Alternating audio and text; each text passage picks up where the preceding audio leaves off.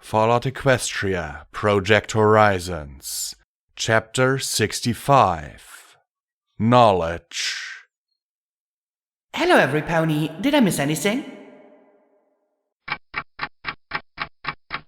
Once upon a time, I'd been a security mare in a diseased stable teetering on the edge of systematic collapse, bloody revolution, or both.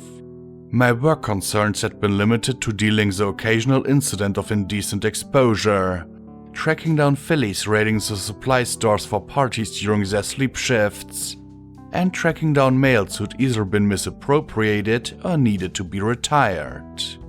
My personal problems were just dealing with an overzealous and too simple-minded co-worker, feeling my manifest inadequacies compared to my mother, and trying to talk another mare into coitus. Today, I was a cybernetic mare, pregnant in the middle of the deadliest place imaginable and facing an enemy who had beaten me like a drum. Oh, and a friend that I'd thought was an innocent pony also happened to be one of Equestria's most dangerous enemies from before the war. We faced each other in a repository of zebra relics beneath a swarm of floating souls on our way to destroy a mechanical monstrosity and keep a superweapon from annihilating the world. Times like this really highlighted for me how surreal my life really was at this point. For a moment, the Legate and... Boo?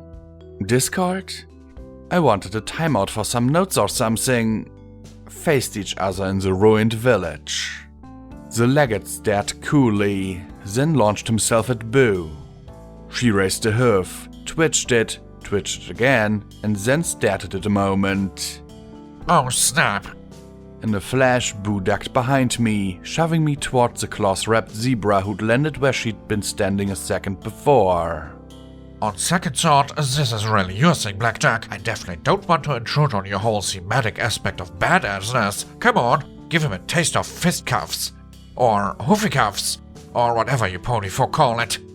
She hopped on her hind legs, jabbing her forehoofs at him. I gaped at her, stunned. What are you doing in Boo Discord? I snapped. Get off my friend! Hello? Fight going on here. Priorities. Boo said as she kept me between herself and the Legate. I turned and regarded him, frowning. He could have punted me out of the way if he'd really wanted to, though I had moved up a weight class since we'd last faced off. You've interfered for the last time, the Legate growled. Something about his voice was so... familiar. I'd heard it before. Maybe it was the skull he wore distorting things, but there was something definitely familiar. Really? The last time? Boo taunted from behind me, weaving back and forth to peek at the zebra from around my flanks. I may not be as spry as I used to be. 2 centuries with a star metal tomb slowly sucking the life from you can do that to a being of chaos such as myself, but I think I have just a pinch more interference than me. Some meddling too, maybe even whole shenanigan. Enough! He bellowed, leaping at him. Her Discord was in a mare's body, but male. Whatever. At her over my back. I snapped my wings up, but he simply pushed off them with still more agility than I'd imagined he had. I reached out with a hoof, popping my fingers and grabbing at the end of his hind leg. As before, he yanked the limb out of reach and landed with an agile spin. Rampage, her helmet now battered into shape enough to let her peer out of one eye hole, charged him. He pivoted in a circle, sidestepping her and letting her plow into the stone wall behind him with a colossal crash, bringing it down in a plume of dust. Hola! Boo cheered, and I glared back at her. Yes, wrong side and all that. Boo! Hiss! If I was going to get any answers, I had to deal with the Legate first. He'd come out of his spin charging at Boo and me again. Twice he whirled, and 4 times his forehoofs smashed into my head. The impacts clanked loudly, but it wasn't nearly as dizzying as the first time we fought.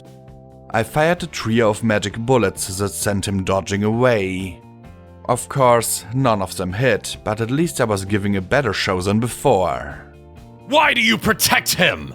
He's Discord, the greatest enemy in Equestrian history. What?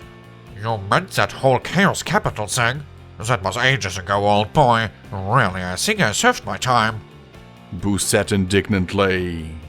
What have you done with Boo? I demanded, jumping to the side to block the legate as he attempted to dart around me again. He attempted another jump over me instead and, as before, my wings snapped up again to block him. Really, I was fairly certain that he could have done much more damage to me if he really wanted to. Why was he taking it easy on me? You've been deceived, obviously. That creature was never your friend. It simply used you for protection. The legate snapped. He tried to dive under me and heave me out of the way, but I'd put on a few £100 since we last danced. He still managed to raise me onto my hind legs, but I forced him back down with powerful upstrokes, trying to pin him. As slick as greased lightning, he pulled back, grabbed one of my forelegs, and, as I plunged off balance to the side, used it to swing me away from Boo and himself towards her.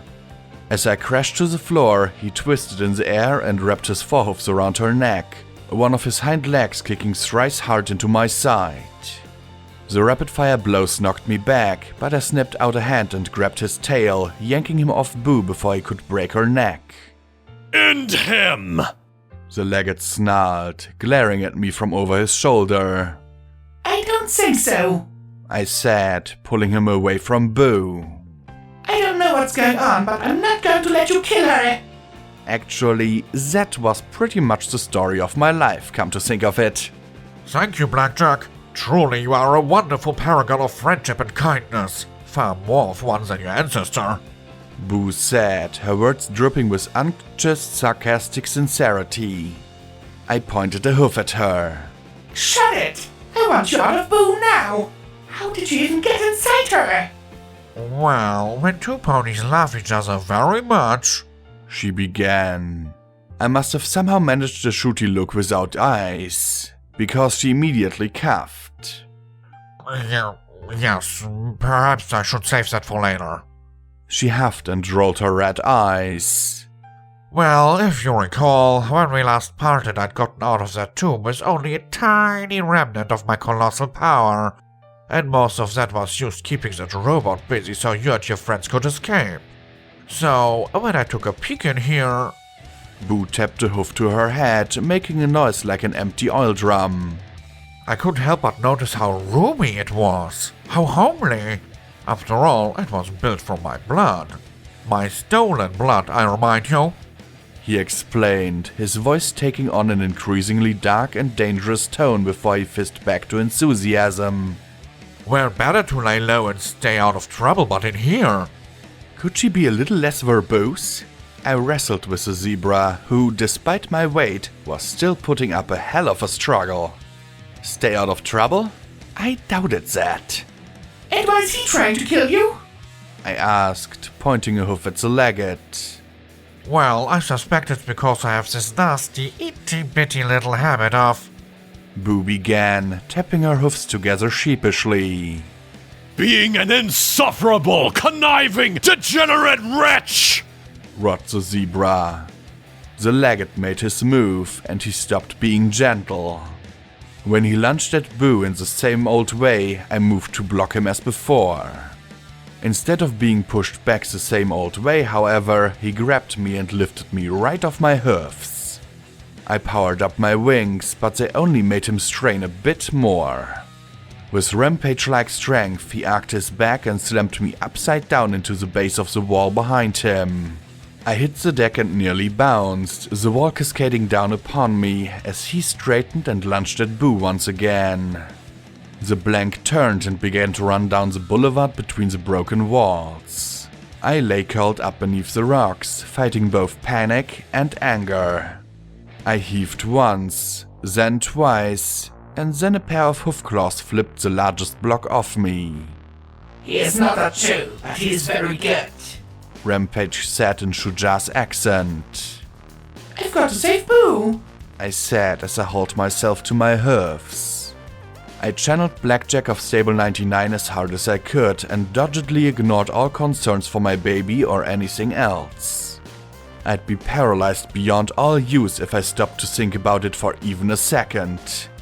Don't think about it. And Coyotl as well, for the time being.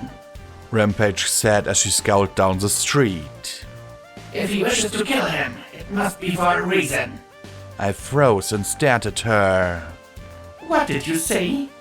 Coyotl? Rampage asked in confusion. I nodded tersely and she continued. It is my people's name for the one you call Discord. Coyote, the trickster. She blinked at me, her eyes narrowing skeptically. Did you believe ponies were the only ones that suffered his cruel gaze? Discord, Coyotl, Flux, Boo. Brood of Coyotl, they're blanks! Just like Boo, made with flax from Project Chimera. I said, my mind running a mile a minute. But how could he control them? Blanks didn't have any minds or souls to guide them. On their own, they'd be instinctive. You couldn't control them like robots. I froze again, staring at my own legs. Or cyber ponies. If you took Project Steel Pony and Project Chimera, you could have mass-produced an army of utterly loyal automatons. And there had been a Zoni in charge of that project. I need to find Discord. You have to keep the legate of us long enough for me to talk to him. And then we need to get out of here and deal with Cognitum. Can you do that, Shuja? I asked, hoping she could stay in charge long enough for us to get clear. If Rampage asserted herself, she might not remember. It would be my pleasure, She replied. He claims to be a Chew. I will show him the true Chew. From the left came a colossal crash, and I gave the striped mare a nod. She returned it, and together we raced towards the red bar on my EFS. Boo was running full out, with the legate racing after her with murder in his eyes. If Discord hadn't been some avatar of mischief, I had no doubt that Boo would have been a thin red smear by now.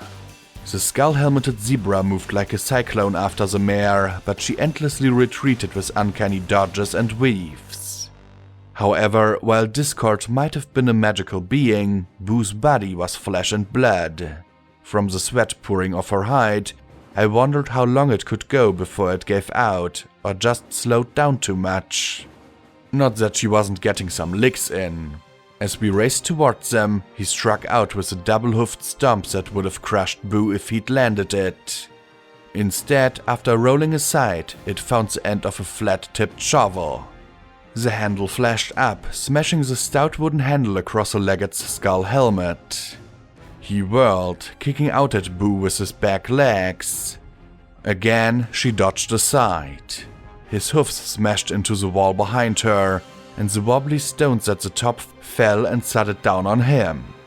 I'd anticipated a concussion, some broken bones, a little bruising at least. The legate, however, shrugged the stones off, whirled and kicked out at them with his hind legs. A little orange pony in my head couldn't fault his technique as the rocks were sent rocketing right at Boo. The operative barding absorbed some of the force, but she was still sent sprawling to the floor. Now to silence you for all time! He declared, and he pounced with a flying kick at Boo's head. And impacted with 600 pounds of cyber pony as I swooped in from above and slammed into him, knocking him completely off target and giving Boo a chance to scramble out of the way. Next time, don't talk. I chided, shoving him away. He rolled across the ground, pushed himself upright with one shove of a hoof, and got his legs under him. He came to a stop, facing me. Either taking my advice to heart or simply pissed off beyond words, he charged me without a word. I set myself for the attack, ready to grab whatever limb I could and break it.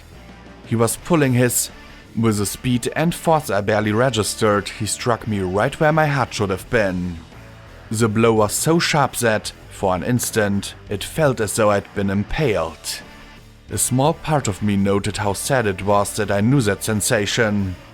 I staggered back, feeling a throbbing pain in my head, as though all the blood I had left had been squeezed into my skull. He pointed a hoof at me. You are needed intact, not untouched, Blackjack. Okay, just really pissed. Rampage, or Shuja at least, demonstrated the value of silence as she leapt upon his back. I heard the snap of bone and saw the eye in one skull widen in pain as he crumbled under her strike. Please be out of the fight. I mentally begged as I struggled for breath. That one blow had done something to my support systems. I fought for air and grimaced against the pain in my skull. The legate, though, gave a heave and tossed her off his back. I saw blood in the jaws of the skull he wore. He was injured, but he wasn't down yet. Shuja backflipped, landed, crouched, and launched herself at the legate once more. The injured zebra, however, had hardly slowed as he evaded her powerful strikes.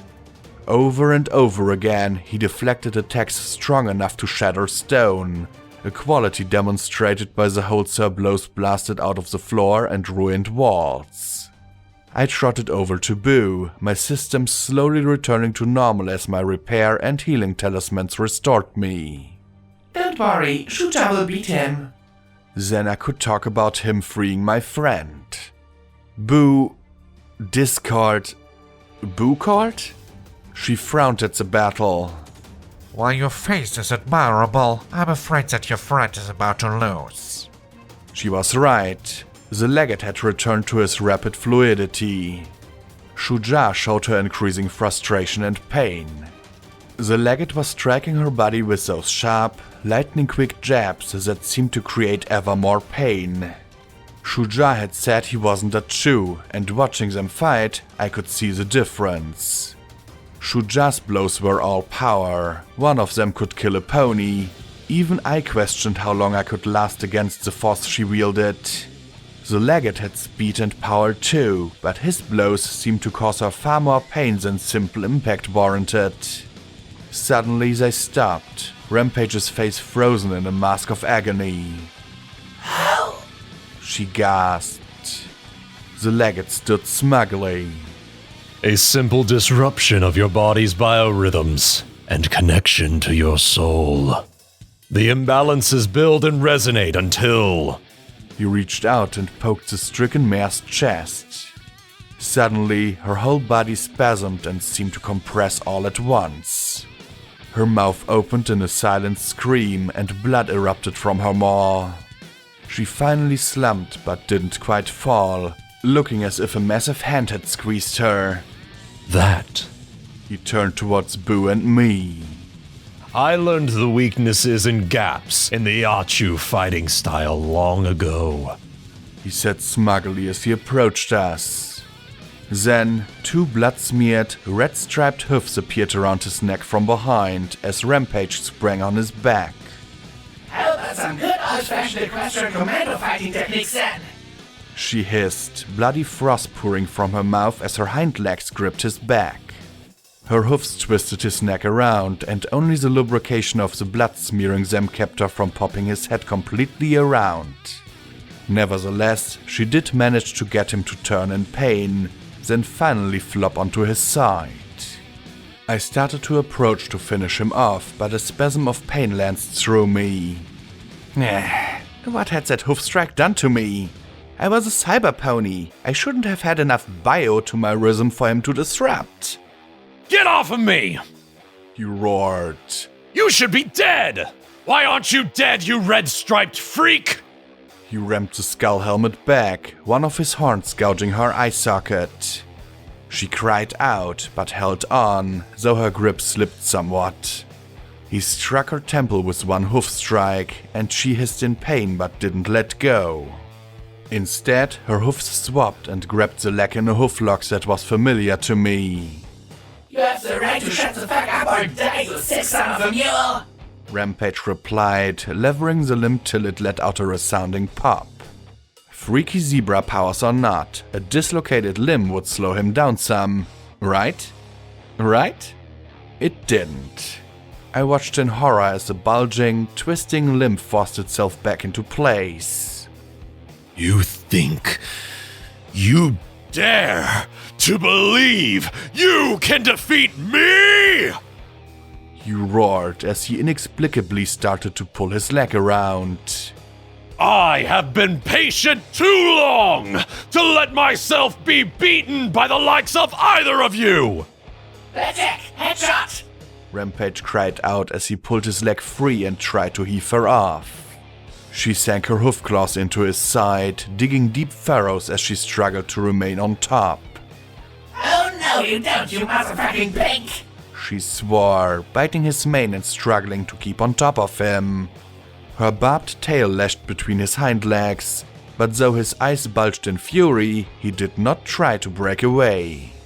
Instead, he reared, standing upright and smashing his back into the wall behind him over and over again. Ha! Came Rampage's muffled and slightly slurred voice. I faced worse than that in lockdown. Can you magic that skull off him, the Biscuit? I asked the white mare desperately as I assembled penance. Blackjack, I'm using every last bit of power I have left, keeping him from popping her like a zit. Boo replied, waving her hoofs. Things would be so much easier if I just had my normal fingers to snap. These hoofs are impossible. Fingers are nice, I replied as I popped in the bypass round. The legate roared as he hammered against Rampage. I'm sensing a lot of aggravation from you. Perhaps you can calm down and tell me about your mother. Rampage grunted into his ear. He heaved forward suddenly, tossing Rampage over him. In a flash, his hoofs lashed out, beating at her in a furious flurry of blows. She'd heal. She'd always heal. But if she was knocked out, I took aim with a gun. I had to get this just perfect. I only had one shot. I wasn't sure who was in charge now. Every second, Rampage swapped from the thundering achoo blows to the sharp commando throat and joint strikes to the boxing body blows. The random mix kept the legates back to the wall, but he didn't stop moving his head long enough for a clear shot. Rampage, give him a noogie! Rampage abandoned her defense and wrapped her forelegs around his neck. His forehoofs closed like a nutcracker, and I heard her spine crack like a bullet shot, legs dangling limply. But she had his neck. Penance rang out once. The bullet moved faster than any of us could possibly see, but instantly the legate's head exploded out one eye socket and mouth. His corpse dropped Rampage, then collapsed on his side. I rushed to her. I really wish I could die now. More than usual. Rampage rasped, then clenched her teeth in pain. This really hurts. I broke down Penance and stowed it, then helped her onto my back. Well, don't worry, he's done. Not even I could survive having my head blown off.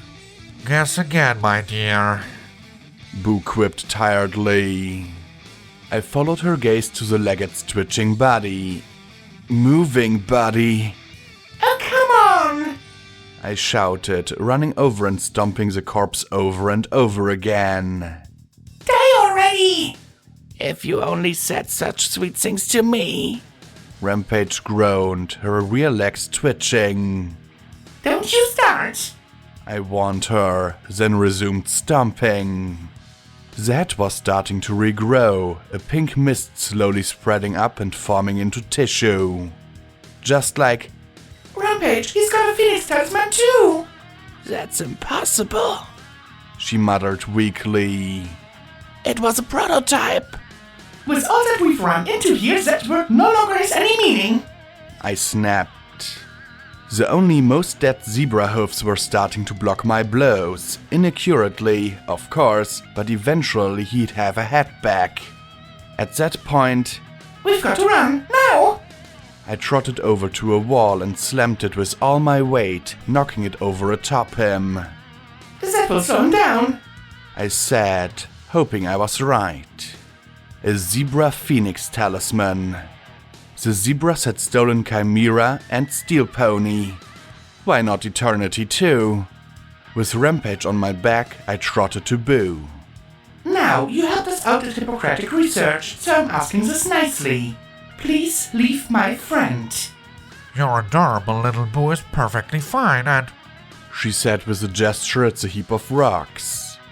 not to put too fine a point on it, but perhaps we should be moving along. One thrilling chase was quite enough for me for the moment. Right. Rampage slipped off me and grimaced as she pranced on her hoofs. Oh, pins and needles. We started walking quickly towards the exit. We need to get out of here and get to Robronco and end this.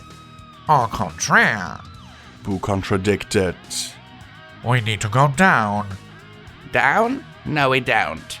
Rampage said flatly. There's absolutely nothing good about that direction in Huffington. Ask Blackjack. Down is where bad things are. I agreed, but I regarded my pale friend with her new eyes. Why do you say down? Why, it's the last thing your enemies will expect. Cognitum knows you're coming. I suspect she wants to meet you in her terms rather than yours. Plus, it's Tuesday and everyone knows Tuesdays are ideal for spelunking. She waved a hoof in the air, scouted it a moment, and then tapped it against the floor. Why won't this thing work? It's infuriating to go from embodiment of pure chaos to lucky sidekick. Rampage stared at me as we walked. You're thinking about it, aren't you? She asked warily, clearly concerned. I didn't want to admit that I was. All my experiences with going underground tended to end badly. Discord makes a good point. They'll be expecting us to come from the surface. Echo thinks Cognitum is in an underground lab. The element of surprise might be the only advantage we have. No, Blackjack, just no. You remember that thing in the elevator? There are things like that down there. Things worse than that. Just go to Robronco. She hesitated. Think about your kid. Just don't go down there. I paused and stared at her for a moment. I didn't want to ask. Didn't want to go there with one of my friends. What did you talk to Stirain about? A moment of bafflement on her face. Steel, how? She began, the confusion growing. Why, I mean... We slowed down and she faced me. He wanted me to give you a message. Cognitum can fix you. There's nothing wrong with my repair talisman, I replied dryly. I mean new body. Rampage replied. New. Brand new. No augmentations or anything. Take it, leave EC1101 and go home. She's determined to fix up the core. She tapped my chest. Dawn was the one that wanted you dead. Cognitum is prepared to wipe the slate clean and let bygones be bygones. She gave a weak smile. Just imagine it, Blackjack. No more shit in your life. The Harbingers will leave you alone. You can go to Star House with Glory and turn my old bedroom into a nursery. And boink each other's brains out all day.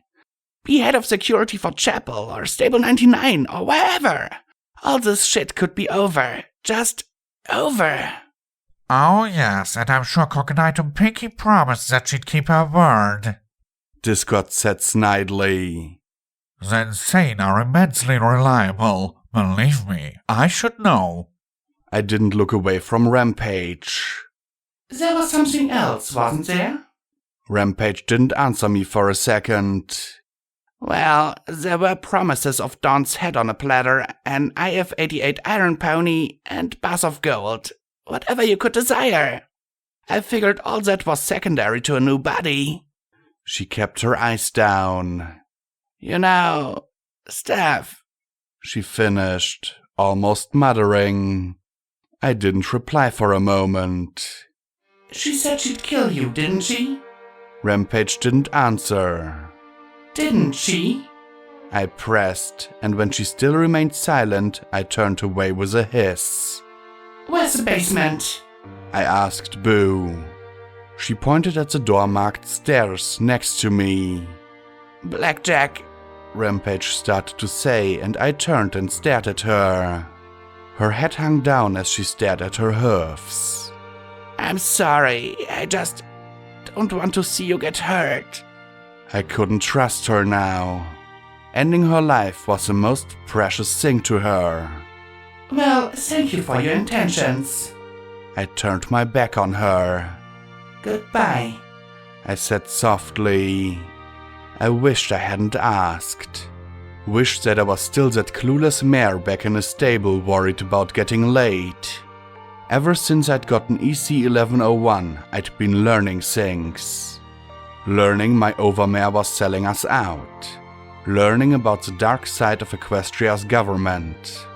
All my learning had gotten me was misery.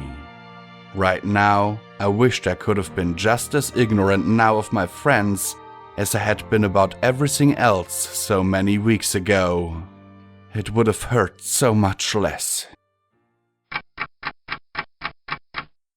The stairs led to a basement, just as preserved as the rest of the building. I wondered if all the souls had somehow preserved it as an ad hoc soul jar. The generators still hummed, even after 2 centuries.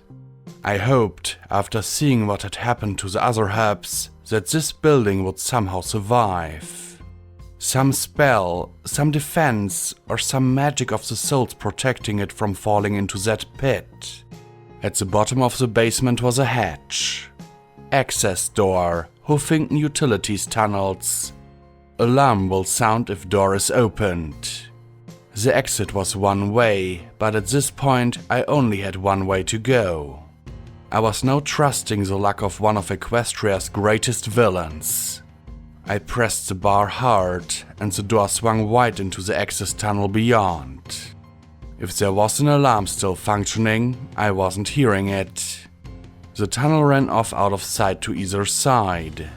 Walls, ceiling, and the floor were covered in tubes of conduit, some of which had broken open and spilled wires across the ground. A grate covered larger plastic water pipes. One green light from one direction cast a pallid glow. We went the other way. We walked along in silence, Boo leading the way, occasionally glancing back at me. Well, Well, what? I replied. do you want to question me about something? Discord asked, her voice teasing and high, obnoxiously probing for a reaction I was in no mood to give. Not particularly. I said, my voice quiet, flat, and lifeless. Okay, that wasn't really true, but I was pissed. I could understand what Rampage had done, what she'd wanted to do. Soon as I calmed down, I'd forgive her.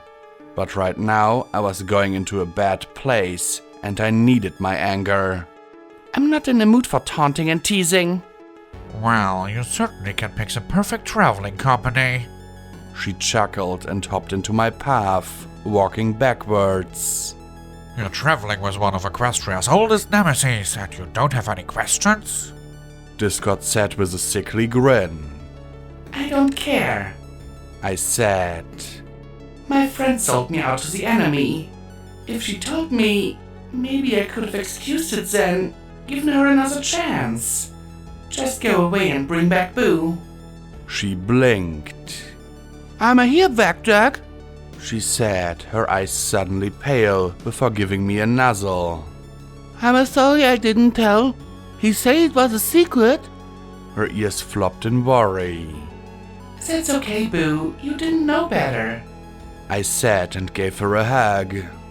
She blinked hard and Discord's eyes appeared. I quickly stepped back. I sighed, gazing down the tunnel.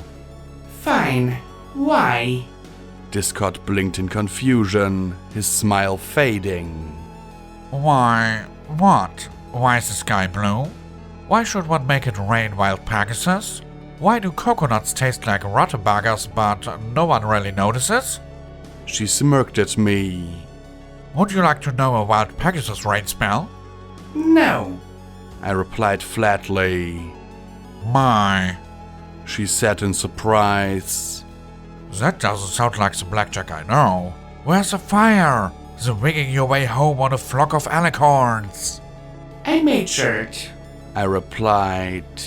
I had to sooner or later. When had I gotten so serious? In Thunderhead? Mirai Pony? When Dawn betrayed me? Where was that mare who'd laughed as she sank through a ghoul-infested mansion, or who'd laughed as she rode a ship through rapids, or soared on airships through the clouds? Discord looked at me with an expression of pity. I wondered what he'd be like without the experience of 200 years of isolation and torment. Finally, I asked, almost at random, Why did the world go to shit? What went wrong? His smile disappeared. I was glad for that. Grouchy pony that I was. Ah, yes. Why indeed? It's something I never understood either. He stared down the hall, then glanced back at me. You know, I was never supposed to stay a villain. My role was very clear. Open antagonist to challenge Twilight Sparkle's presumptions of friendship and make her face having her friends turn on her at the outset. And then I was supposed to grow into a grudging ally of sorts. I had the scripts, and I was quite looking forward to my time with Fluttershy. Rehabilitation! Yay! Discord said sarcastically, pressing her hoofs together and fluttering her eyes, then slumping. Only it never happened. I stayed a statue, and things went wrong. I arched a brow at her, and she rolled her eyes. Oh, don't give me that. I'm a spirit of chaos. I'm a connoisseur of wrongness. A bit of mischief, a bit of peril, hardly anything serious. But ponies slaying? Ponies warring? Ponies committing global somaturgical balefire war with zebras? Oh, it was chaos, alright, enough to give me quite a nice bit of power, but that doesn't mean that I wanted it to. I mean, even besides what happened to me, there was so much waste of potential and material for amusement. As I said back in Hippocratic, there are few things more boring than a corpse, and that goes double for Corpse of a World. Besides, it's not like any of that was supposed to happen anyway. I wished I could blink at her. What do you mean supposed to happen? I pressed. Behind the conduit, green light shone through a breach in the wall. I hugged the opposite side of the tunnel as we passed. Through the gap, I could see an immense crevice shining wetly, beams and blocks of concrete poking out amidst outcroppings of the jagged grey rock. Things seemed to be moving on the far side, skittering, oozing, crawling things. I spun around, looking back the way we'd come, expecting something foul to be stalking up on us. Nothing. Discord seemed oddly subdued as well, keeping her voice low. It's not something I can easily explain, and I'm rapping against the force wall hard enough as is, she said with a roll of her eyes. Suffice it to say that Twilight was never supposed to become a ministry mare. She was supposed to become an alicorn. And not a gooper super mutant goddess sort of alicorn either, but a real pony princess. She rolled her eyes again, snorting. A princess? Like an actual Princess Luna princess? I asked in shock. I'd forgotten how gushy you ponies can get when it comes to your winged unicorns. Discord made a gagging noise. Yes, a princess, the same as Moonbutt in Sunnyflanks. Ironic, considering how she put herself into creating her alicorn potion. But somewhere along the way, something went wrong. It never happened. And bit by bit, the Equestria that was supposed to happen didn't.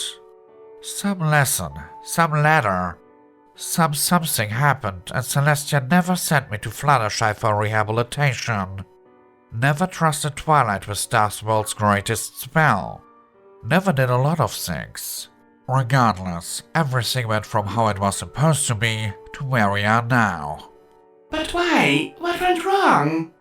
I asked as we started walking along the halls. I kept my voice down. It felt like we were being watched. Cracks in the walls let through beams of greenish light. More concerning were the things breaking those beams ever so briefly. I could hear the softest of tapping on the far side of the stone. Who knows? Maybe Twilight set the wrong thing in one of her letters. Perhaps Princess Grumpy Pants woke up on the wrong side of the bed. Maybe they didn't sing one of their annoyingly cute pony songs on key. Whatever it was, instead of Twilight becoming an alicorn, she remained an ordinary mare.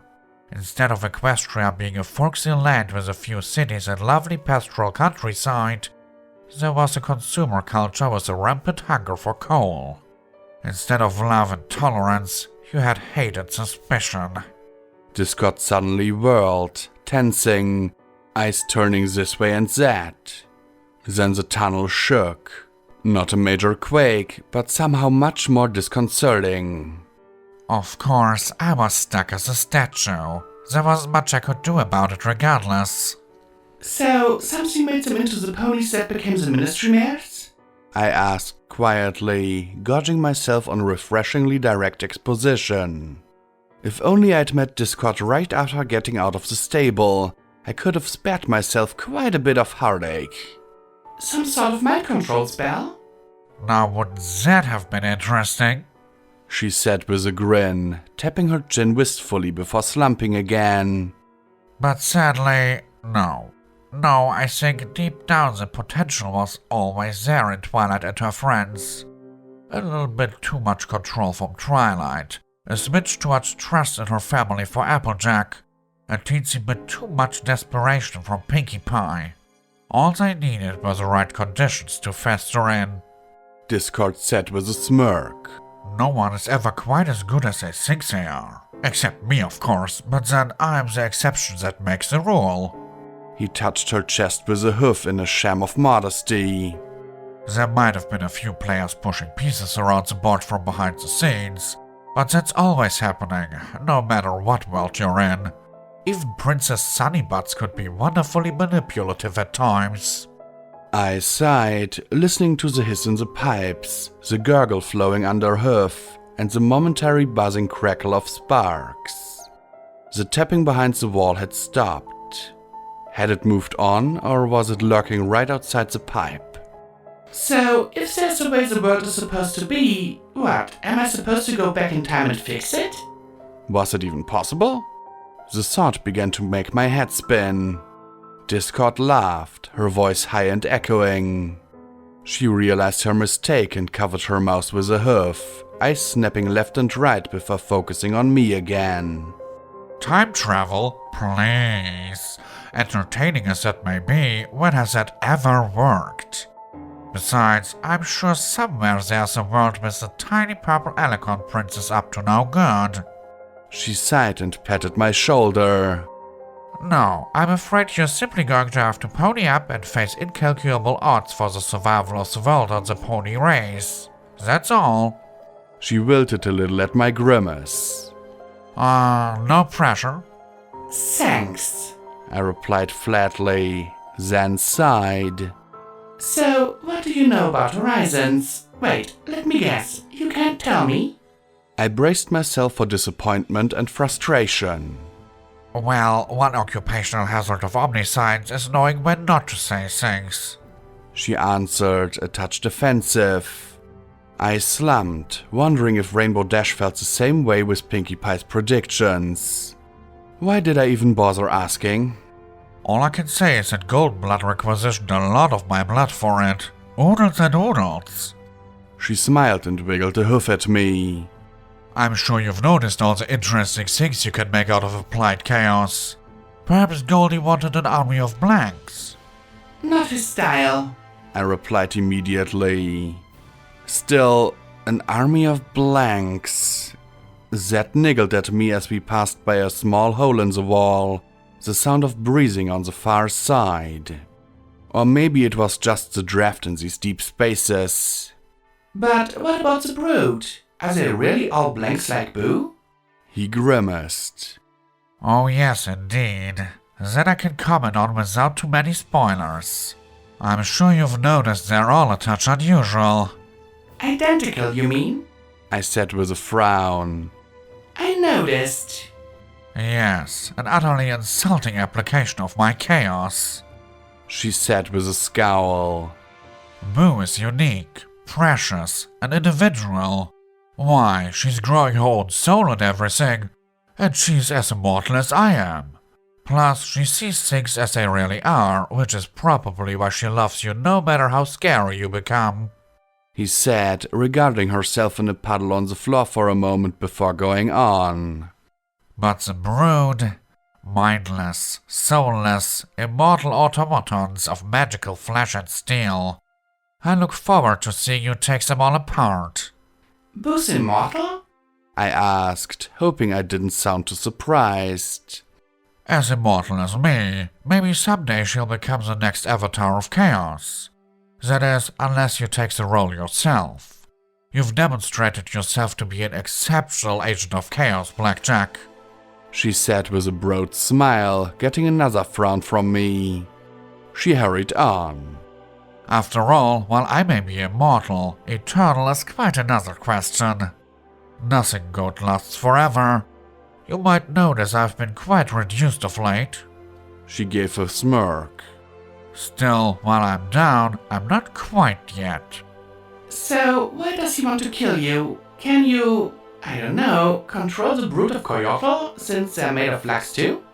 I asked, imagining the entire army turning on the Legate. That would be interesting. Of course, whatever Discord did next with them would be even more interesting. "Now there's an idea," she beamed. "Emperor Boo ruling the wasteland with my army of..." Her face twisted up and Boo's pale eyes returned as she scowled. Stop it, Discord! I'm not gonna be bad. I'm gonna be like Blackjack. She grinned at me and I smiled back at her. Celestia, save me. I was a role model. A few blinks later, Discord's eyes reappeared and she pouted. Fine. I'd forgotten how saccharine you ponies can be. Anyway, to answer your question, I don't know. The last time we were around those brood, they didn't seem to recognize me." Do you think the Legate knew you were outside Grimhoof? I asked. "I'm rather sure of it. In fact, I'm rather certain that I'm the reason he was there in the first place. He and I operate on a similar frequency," he said. "We've been going around and around for ages." Ages? I asked with a frown. If he had a talisman like Rampage's, I could believe it. He'd been regenerating his head when I'd last seen him. "Oh, yes," she said with a blissful smile.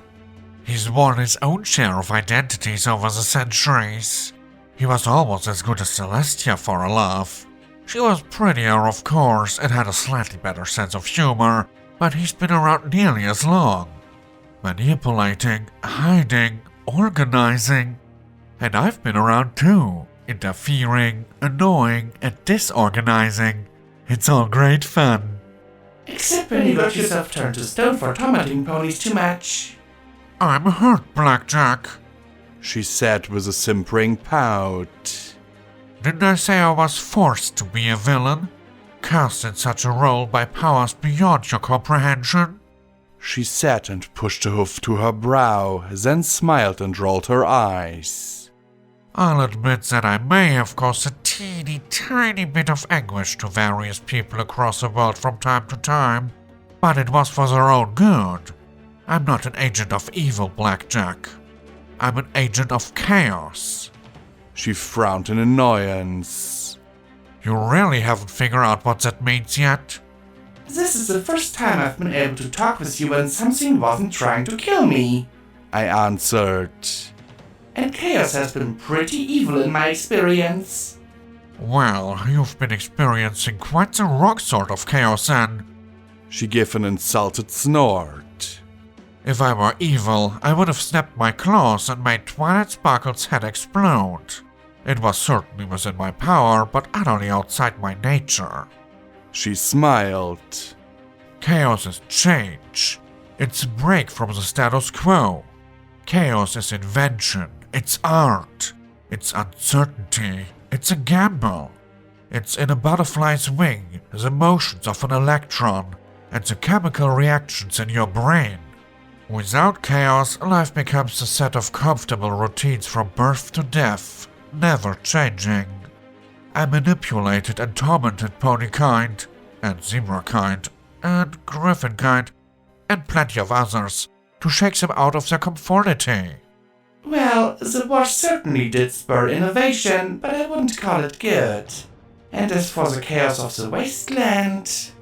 Yes, she said with a frown. I'll admit, when the war started, I was quite happy.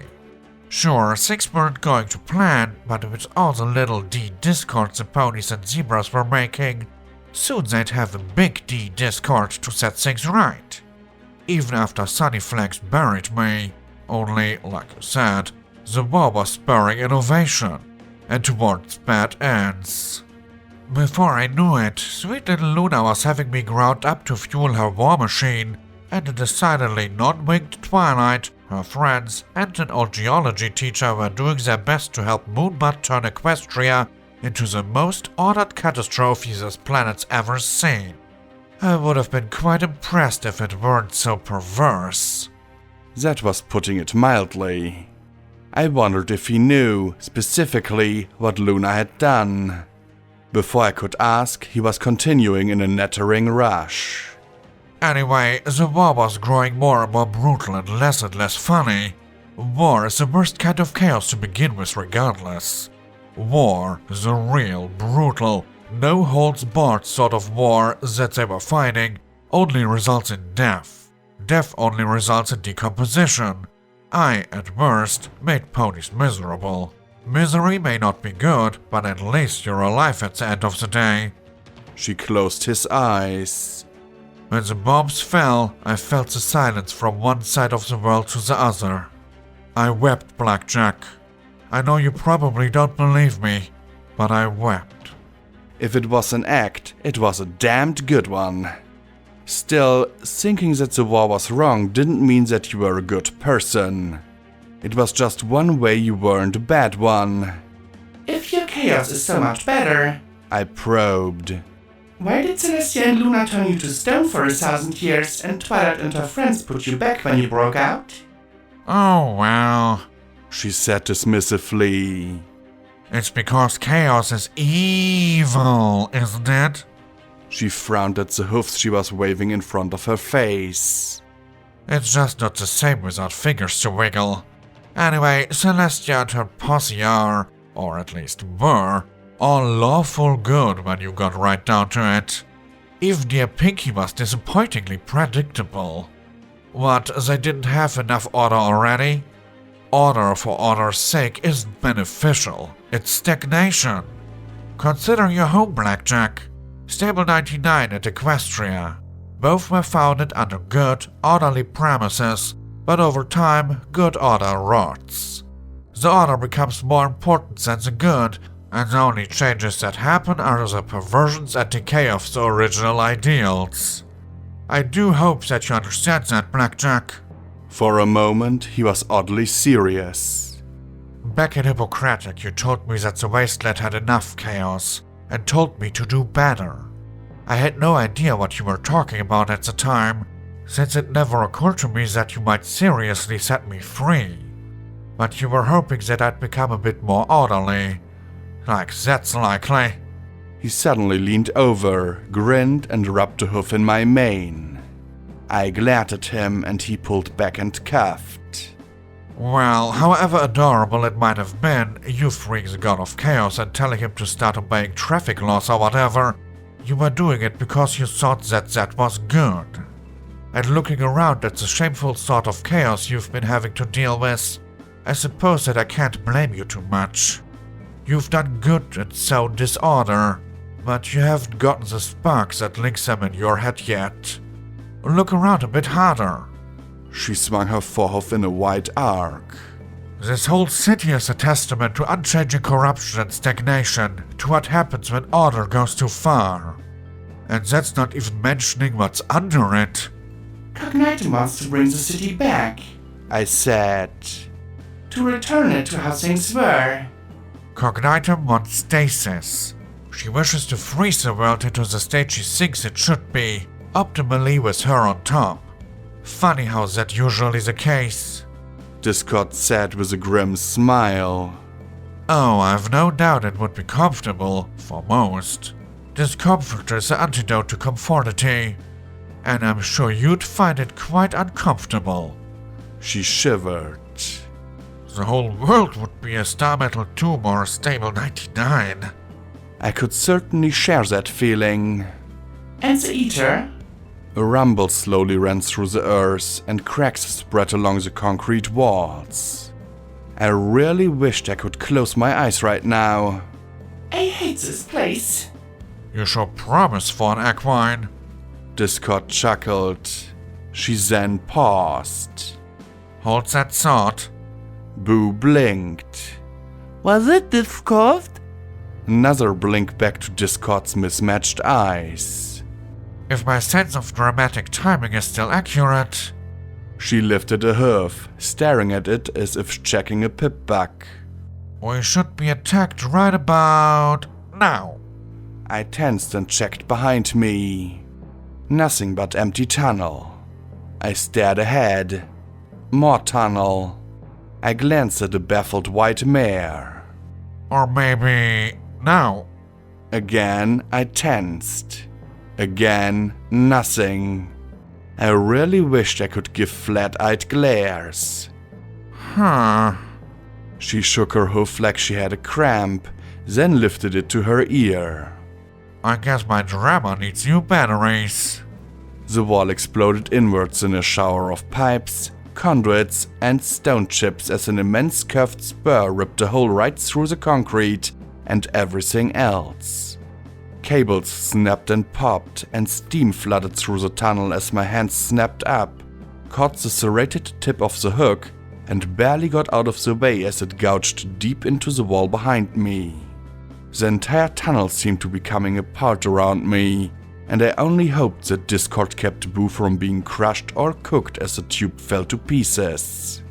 The immense stinger, easily the size of my body, yanked back out the hole it torn. As it withdrew, my hand was caught between two chitinous serrations, and with the ease of withdrawing a can of cram, I was yanked through the new breach and into another deep crevice a dozen feet across, more than 100 long and several hundred deep.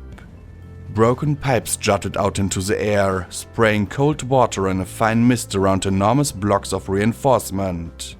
Here and there, the crevice was bridged by crumbling sewer pipes, tangles of corroded wiring, and even a subway or two. The rocket split and left the concrete train tubes sticking out into space. Small white soul motes drifted from one wall to another, passing through the solid matter like ghosts. A bend in the shaft below me protected me from being directly bathed in the green glare of innovation, but the entire crevice was lit with the reflected light. I activated my wings and yanked myself away from the stinger. The bub was attached to a creature resembling a scorpion. If someone who had never seen a scorpion before had been given a vague description of one and had been so taken with the general idea of it that they'd hastily rushed to build the biggest scorpion of all time, and had neglected such trivial things as proportion, symmetry, and checking their work for errors. 9 legs on the left, 6 on the right, a dozen eyes of varied shape and size scattered around what might be a head, mandibles and fangs that had no business being as long as my body, a pincer on one limb vaguely resembling a hand, and another limb ending in the scorpion tail-like protrusion completed the monstrosity before me. As I hovered there, taking it all in, the behemoth let out an ear-splitting screech as it turned, clinging sideways to the fissure wall, and faced me. Okay, I could do this. I started assembling pennants as I backed away, then barked. What do I shoot? Then my back hit the wall behind me, and I realized that several dozen feet wasn't nearly far enough away from this thing. Its body surged as it rammed that tail spur across the gap and at me. I fell, and it rammed the wall a few feet above my horn. Okay, plan B, shoot anything! I decided for ice and weaved my way around as I targeted the thing's various globules. Once it was blind, I could get back to the tunnel and boo, right? Then we could hustle along. Each one exploded like a pustule, only to be replaced by even more black eyes. Oh, come on, you regenerate too? I brought out the moonstone pendant and darted it closer. And wasn't that a mistake? The hand-like pincer snapped out at me and seized me by my wings, drawing me towards the immense fanged, chomping orifice that was the creature's mouth. Funny how panic could make teleporting my quarter-ton body out of its grasp easy. Why, I was so scared that I barely even registered the sledgehammer blow to my grey matter. I couldn't hurt it. Didn't want to risk getting closer to it. My power supplies were dropping by the second. I only had 3 minutes of power left. It was pretty big. Maybe it couldn't climb very fast? I could only hope so as I flew up towards the roof of the shaft, the abomination in pursuit. For a few seconds it looked like I'd been right. Even with all its legs, it couldn't move anywhere near as fast as me. I could lead it away, circle around, and get down the tunnel where it couldn't fit. I could do this. The massive creature seemed to swell with a great wet retching noise. A geyser of chunky red flesh and steaming fluid erupted from its maw, spewing straight at me. I darted behind the cover of a swaying length of train tracks strung like entrails across a gap. Hanging on them was the rusted-out corpse of a train, its chain of flatbed cars scattered with unstable heaps of crates. I watched as a meaty barrage spewed up to either side and began to rain back down. I crouched on the bed of one train and grabbed the lid of one of the crates of the train, lifting it above me to block any of the gore that had spread far enough to hit me. Well, that was close, I said after the wet blobs and splats had subsided. I lowered the lid and regarded the visceral mass that had accumulated on it. The red mount twitched rhythmically, and then a half-dozen eyes bulbed open. 2 fleshy tendrils sprouted, wrapping around my neck and horn, and as it pulled itself closer, a large mouth filled with toothy protrusions snapped at what little face I had left. You have got to be kidding me! I shouted, reaching up with my hands and tearing it away. The meaty mass quivered under my metal fingers before I ripped it into 2 halves, then smashed them to paste against the case. There, done, I said, staring at the red goo in my hands. The goo quivered and formed tiny mouths that snapped at me. I stared for 3 seconds, then flung it off to the side of the train. I quit! Undying flesh is where I draw the line! Unfortunately, that wasn't the only glob. From both directions along the train, a veritable swarm of these things were crawling towards me. Some scuttling on chitinous legs like their parent, others flopping on tentacle limbs, and others flying through the air on fleshy, membranous wings. Above me was solid rock, some of it now also crawling with these abominations. And while penance was an exquisite firearm, it wasn't the ideal weapon to use against a swarm of opponents. I was missing my boo lucky charm too. Damn it! I shouted, slamming my hoofs against an intact, tipped-over container as I wondered if I could fly back to the hole without getting puked on. The lid broke open, and dozens of 12mm semi-automatic weapons tumbled out around my hoofs, each still in its translucent plastic wrap. I grabbed one, tore the wrapping off, stared at the gun, and then looked around at what was. I realized a munitions transport. I could kiss Discord so hard her hoofs would. Wait, no, that'd be weird. A hug would suffice. I tore through the crates around me, searching for ammunition, grenades. A flamer would be ideal. I doubted the flesh would reform if it were flame-broiled. One of the creatures, with legs like a spider, leapt onto my back and started to ram its silvery proboscis into my neck. I levitated the pendant towards it, and it screamed and skittered back long enough for me to grab a leg and smash it. Some of the smaller ones were glomming onto each other, fusing together into more and more massive creatures. Come on, where are the damn bullets? I asked as I ran along the crates.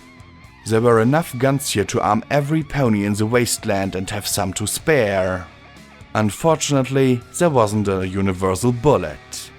I found .22, .357, 5.56, .308 and anti-machine rounds, but not any 12mm, grenades or flamer fuel tanks.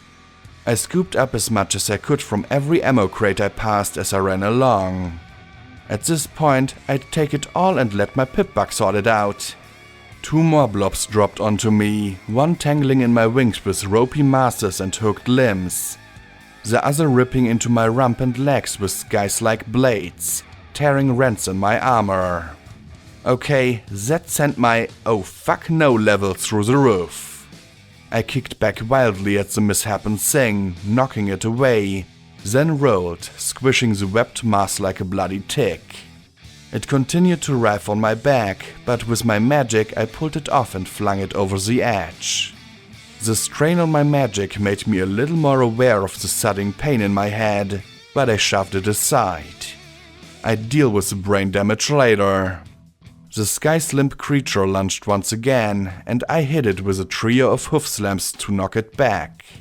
Physical blows wouldn't take it out though. Then I spotted it. It lay within the shelter of a MWT crate laying on its side. Maybe it was a trick of the light or the stress, but I imagined a beam of golden radiance illuminating it. Without hesitation, I launched myself at the crate, snatching it up with a cackle of glee. An IF-84 Stampede riot shotgun.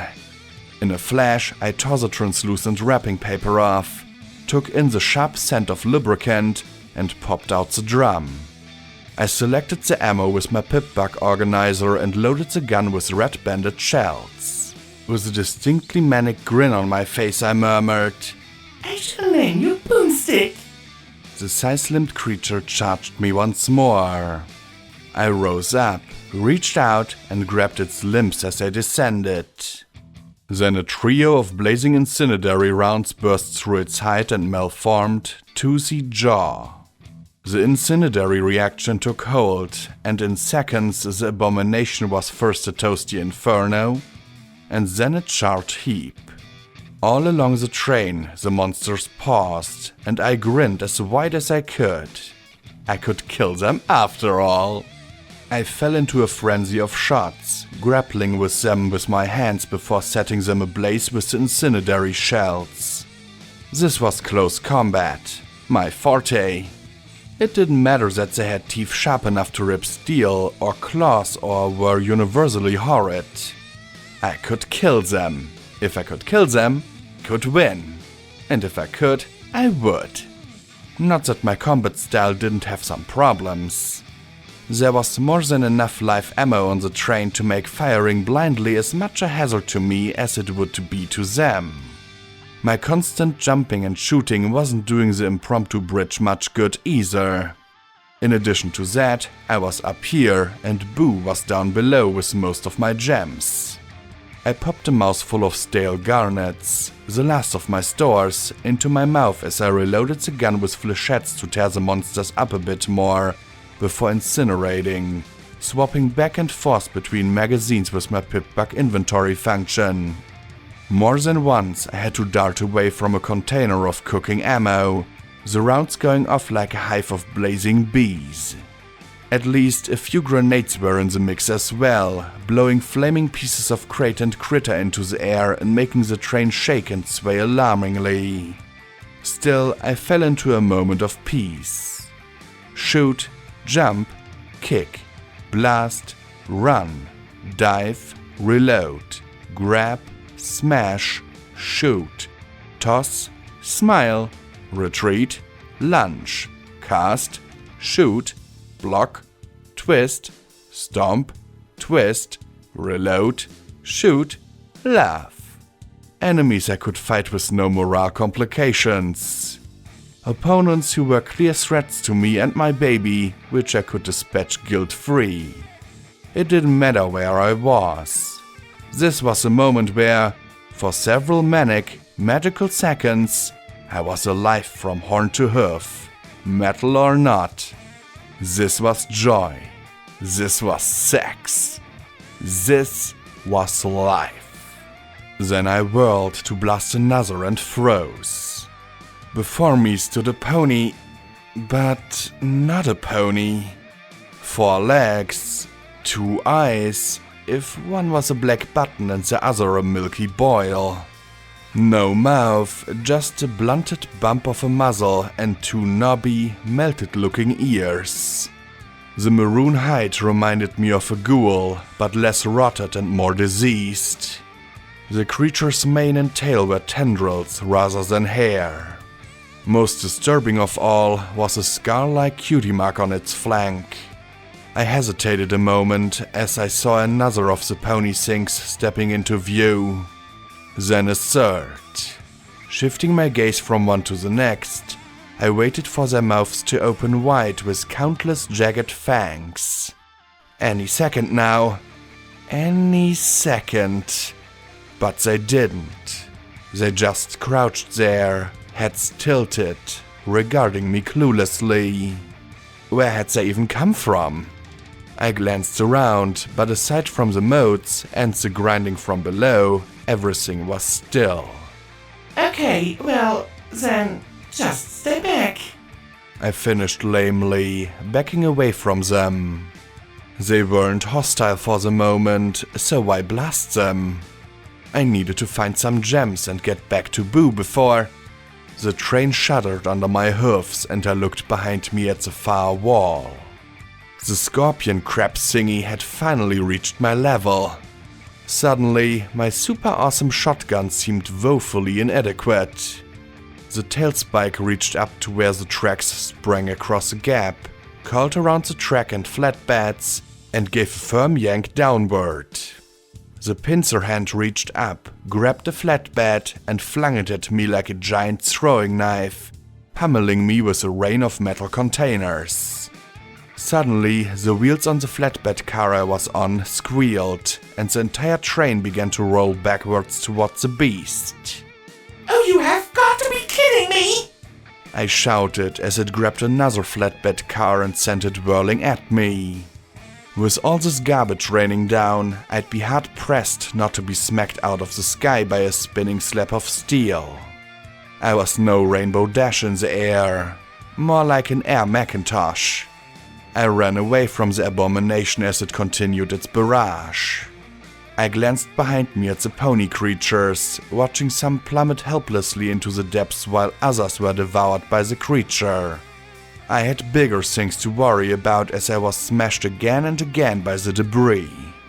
I needed something substantial to use against it. Something like an anti-machine rifle, or a minigun loaded with armor-piercing rounds, or a grenade machine gun, or... A long grey case smacked me right in the noggin with such force that I flipped forward, rolled, and ended up flat on my rump, hugging the offending case between my hoofs. Ow! I hissed, gritting my teeth. Of all the times, why did I have to get hit by a... I paused and stared at the label right in front of my face. Mark IV Reusable Missile Launcher. If I ever saw that snaggle-toothed son of chaos again, out of Boo's body, I'd give him a kiss that'd make his antler, horn, whatever, pop right off. The case was heavy enough that I could barely lift it with my magic, so I hefted it with my hands and used my magic to pop open the latches, while running, flying, falling in the direction of away from that monster. Inside the foam rubber lining was a far larger thing of beauty than my boomstick. A 4-foot-long firing tube and a trio of meter-long missiles. I hooked 2 under my wings as I watched my power drop below 5%. I loaded the missile with my mouth, bit down on the trigger, braced the launcher against my shoulder and neck, and whirled, looking through the sight at the multi-eyed face of the monster. The missile gave a soft putt, followed by a deadly hiss as it streaked through the air and detonated. Well, more towards the rear of the creature rather than on its face, but close counted in horseshoes, grenades, and missile launchers.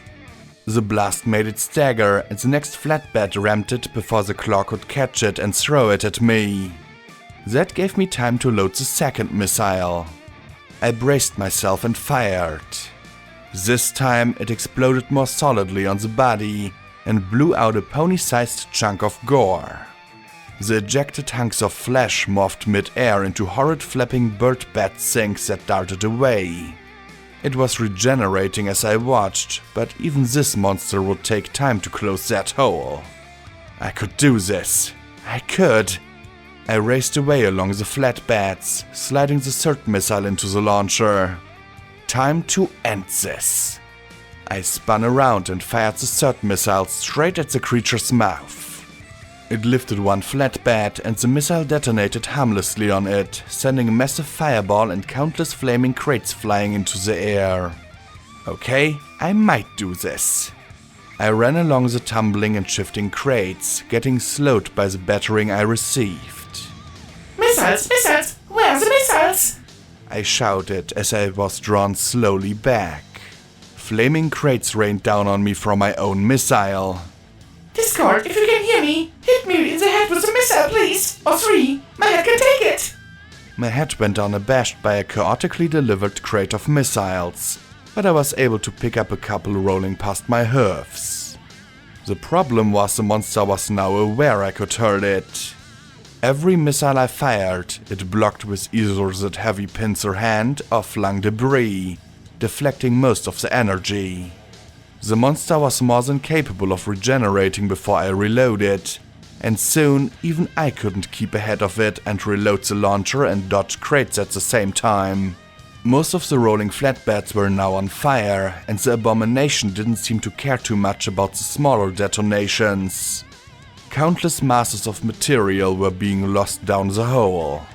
To try and buy myself time, I magically flung back grenades as quickly as they rolled by, but the few that did hit didn't do any more damage than deflected missiles. I had to blow it apart, not bash it about.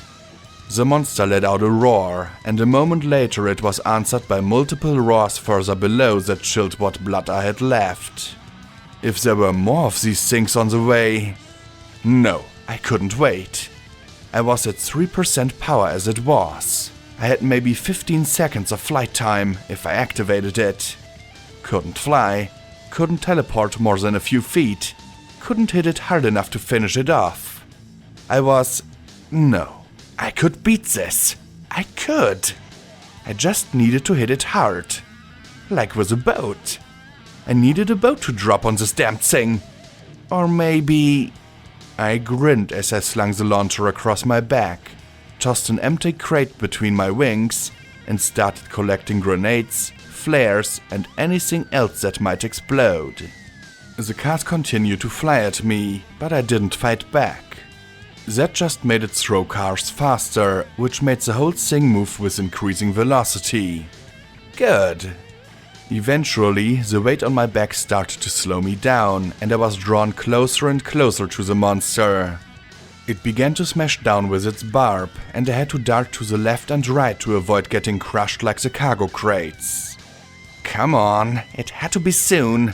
Soon. Any second. There. I glanced over my shoulder, telekinetically pulled a half-dozen pins from the top layer, and then flung the box off my back with a buck and a kick. A second later, the grenades detonated, covering the creature in a thick cloud of smoke and fire. From the flailing claw knocking flatbeds down the crevice and the barb sweeping and flailing wildly, I knew it hadn't been killed by the blast. As its flailing limbs dispersed more and more of the smoke, I hoped to see at least... Then the train's engine came shooting out of the tunnel. Half rolling and half falling, it streaked towards the monster. I activated my wings, launching myself off the last flat car and into the air. Like a hammer striking a chisel, the flat car sheared right through the outstretched claw hand, and then clean through the monster's body. A millisecond later, the engine rammed right into it with an enormous crash, splattering it against the wall. For good measure, I sent a missile flying, not at the monster, but the rock wall beneath it. Then, the whole messy, bloody, flaming mess fell into the crevice, tearing down the bridging tracks with it. I watched it fall, then joined it.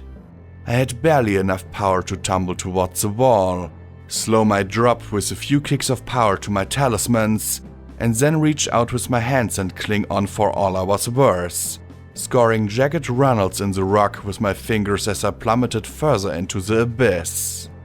I was only hopeful that I would land somewhere in the vicinity of Boo, Discord, and their precious, delicious gems as I tumbled, fell, and tumbled some more. I finally came to a rest at the mouth of some sewer, much farther down than Boo, and there was no way for her to reach me. My power flashed, flickered, and went dark, leaving me in the depths where no one, not Boo, not Cognidum, not even Rampage or the Legate, could find me. I didn't know how long I lay there, the bare flickers of my power reserves keeping one ear working, listening to things drip and gurgle. More than once I heard echoing hoofsteps, roars, clicks, and cracking. The ground trembled more than once under my body, and I heard rocks falling in the deeps. I heard voices too, soft, almost fearful, singing within me. Occasionally I felt the warmth of a moat as it moved through me, and I felt the occasional flutter of my baby moving, little reminders that I couldn't lie here on this ledge forever. But there was nothing I could do. My only hope was that Discord, with his crazy chaotic powers, could find me before another monster did. And laying there, blind, helpless, minutes turning to hours, silence taking me as the last of my power was expended, I couldn't be faulted for dreaming, could I? Mom and I sat together at the kitchen table, my filly drinking from a bottle and my colt snoozing in her embrace as she rocked him slowly. It was early morning, but she always sat up with me when the twins were fussy like this. Even if it gave her a harder day, she always took the time and sleep deprivation. "She's such a glutton," I murmured softly as my dark blue daughter drank her fill yet again.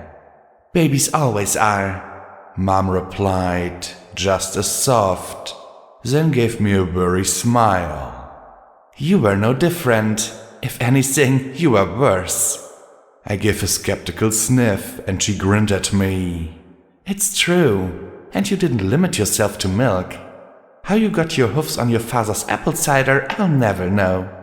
At least it didn't damage me too much," I said as I gazed into my daughter's face and brushed her blue mane from her tiny horn. "I'm glad you're here, Mother, even if you're really not here." "No, I'm not," she said as she regarded the colt in his blanket. "That doesn't mean I can't enjoy being a grandmother a little, does it?" "I suppose not," I said as I turned my head and stared out the window at Equestria that wasn't anymore. "This isn't a normal dream, is it? Normally, I don't know I'm dreaming." She looked up at me with teal eyes and smiled a little before glancing back down. "Most ponies don't have as much experience with mind games as you, Blackjack." Tears began to run down her cheeks. "You have such beautiful babies. Who are you?" I asked as my filly stopped drinking and started to whine. I draped a towel down my back and started to gently pet to work out the burp. She didn't meet my gaze as she gently rocked my son. I really needed to think of some names. I wasn't sure how many more card game names there were, though. "Just another ghost. You pick them up, don't you, Blackjack?" she asked with a worried smile. "Echo, Lacuna, you draw the past to you, dig up the old secrets, pull everything into the future, whether you like it or not. She brushed the red earth pony's mane from his face with an anguished expression. Whether we like it or not. Outside the window came a colossal flash of energy, turning Mother into a black silhouette. I wasn't too worried. At this point, I was an expert at nightmares and horrors. You're one of those mood souls, aren't you? She hesitated a moment, then nodded. Outside the window, the world was on fire. It didn't touch our bubble. Not yet. That expanding wave of annihilation hadn't quite reached us.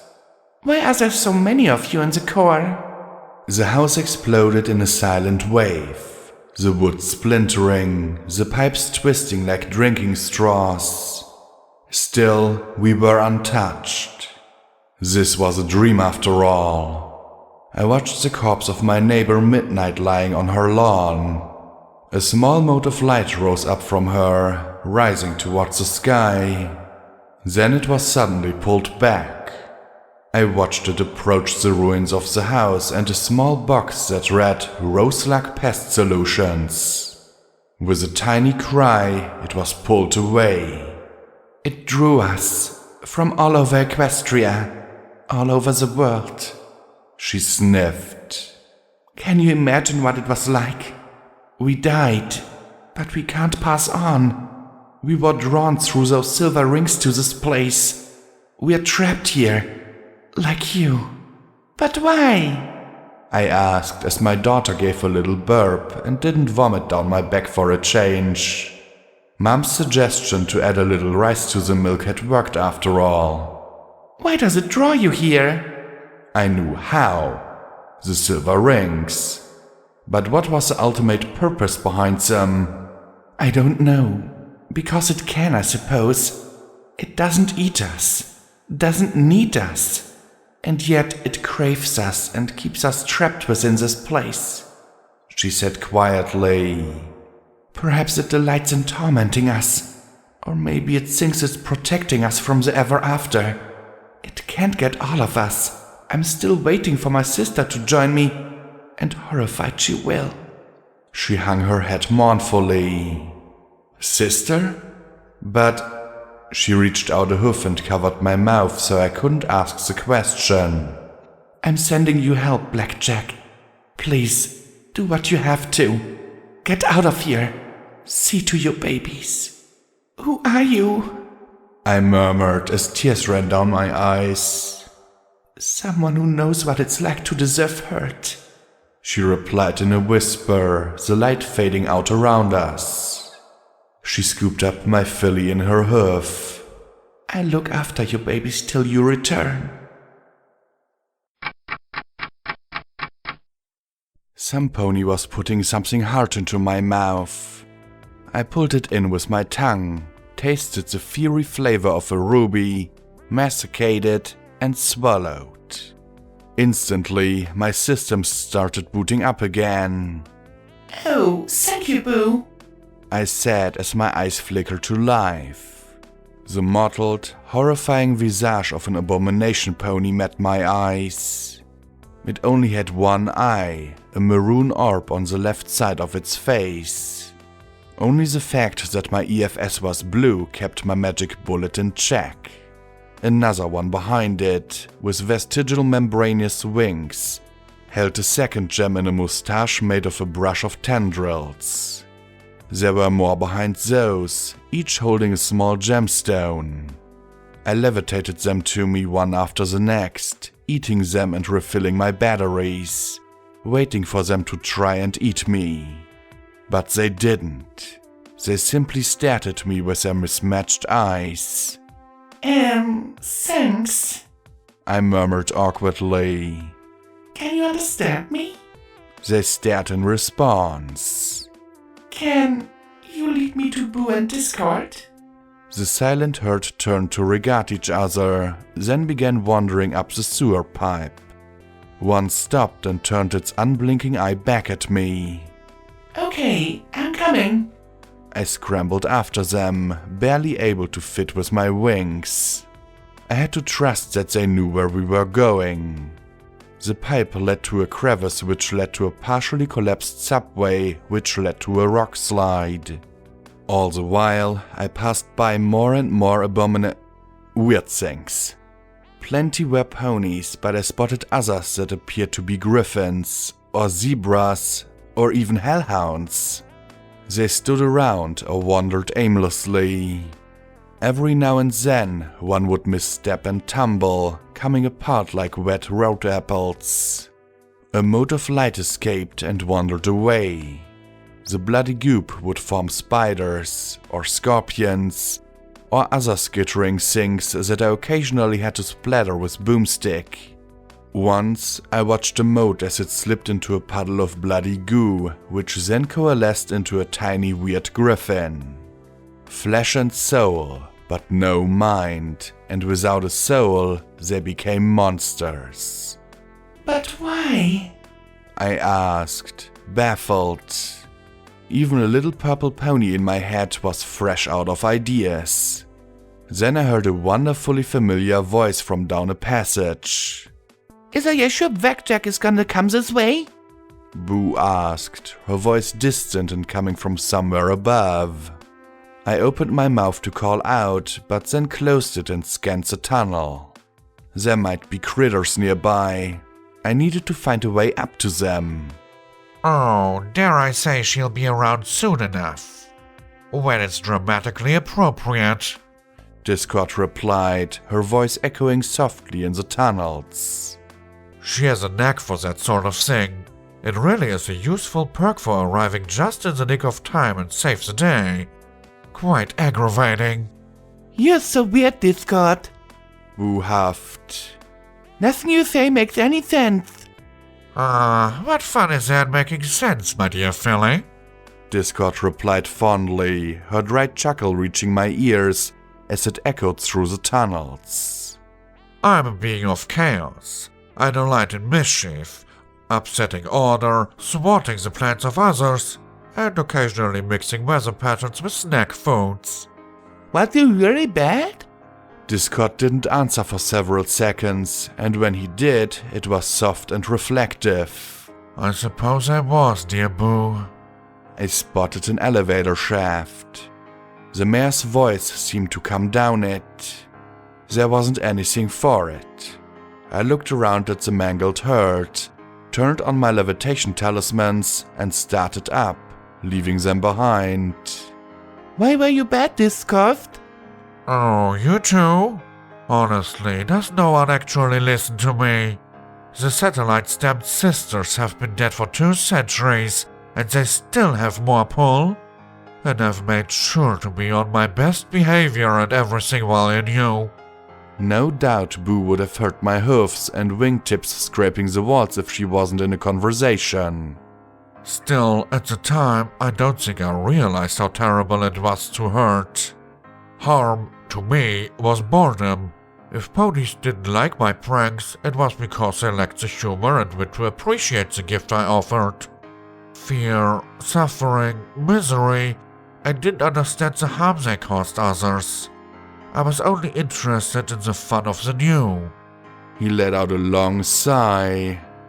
Dear me, 2 centuries locked up in a star metal tomb and I've gotten all mopey. But then, the mope is in high style around this horrible place. Is yours gonna be bad again? Boo asked innocently. I paused atop a twisted lift platform and listened for his reply. I was curious about that too.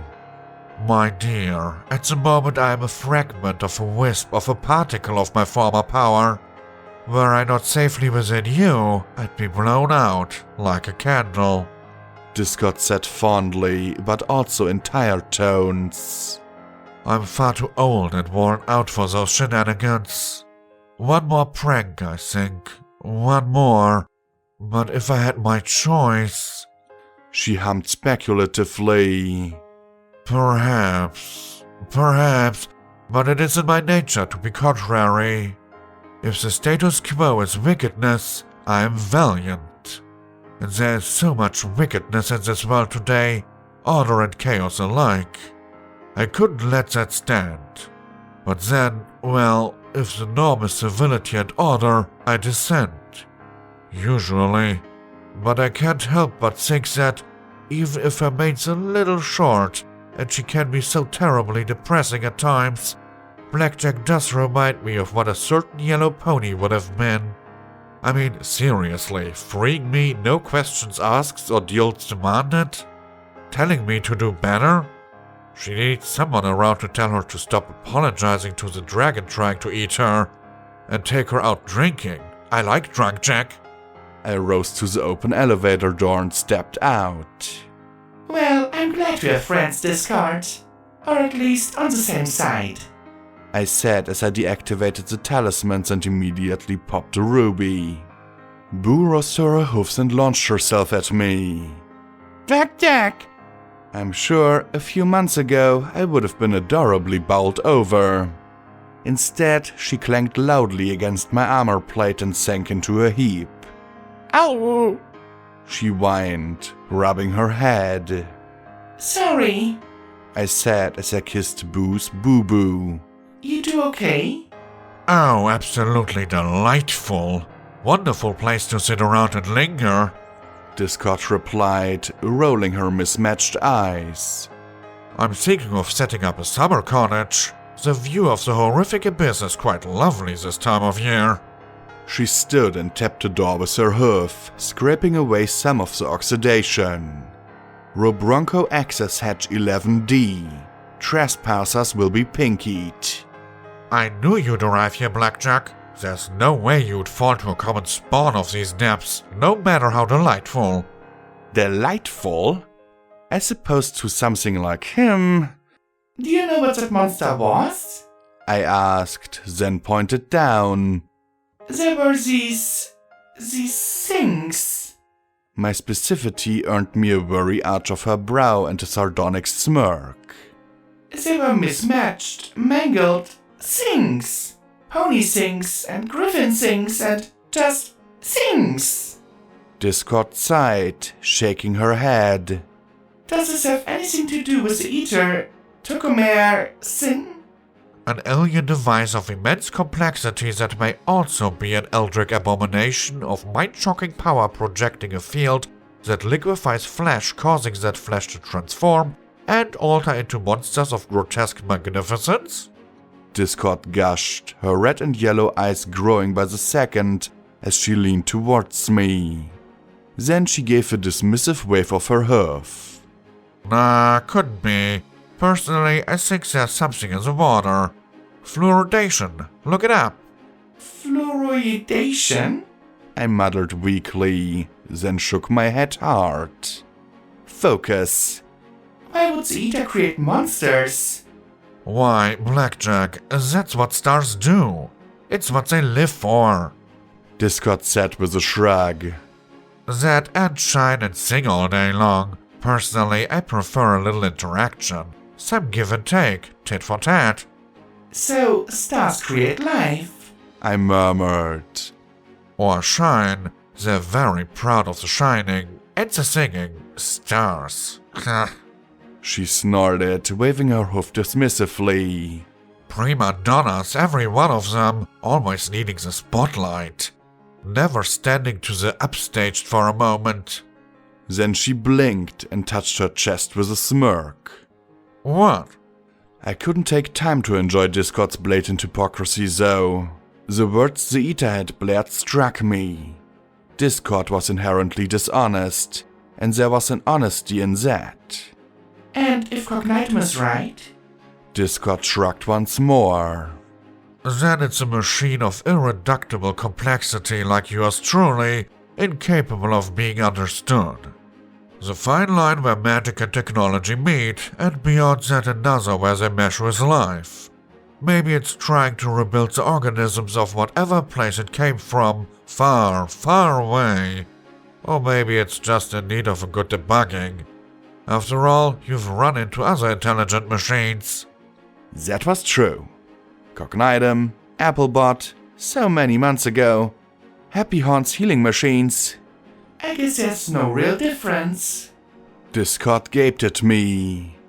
No real difference? Why, Blackjack, there's all the difference in the world. It's like saying there's no difference between Blackjack and Messiah Archetype, or Twilight Sparkle and Fussy Pants Protagonist. The difference is as profound as dearest friend and pony you've a certain fondness for, or deadliest foe and recurring antagonist. She pointed a hoof at me.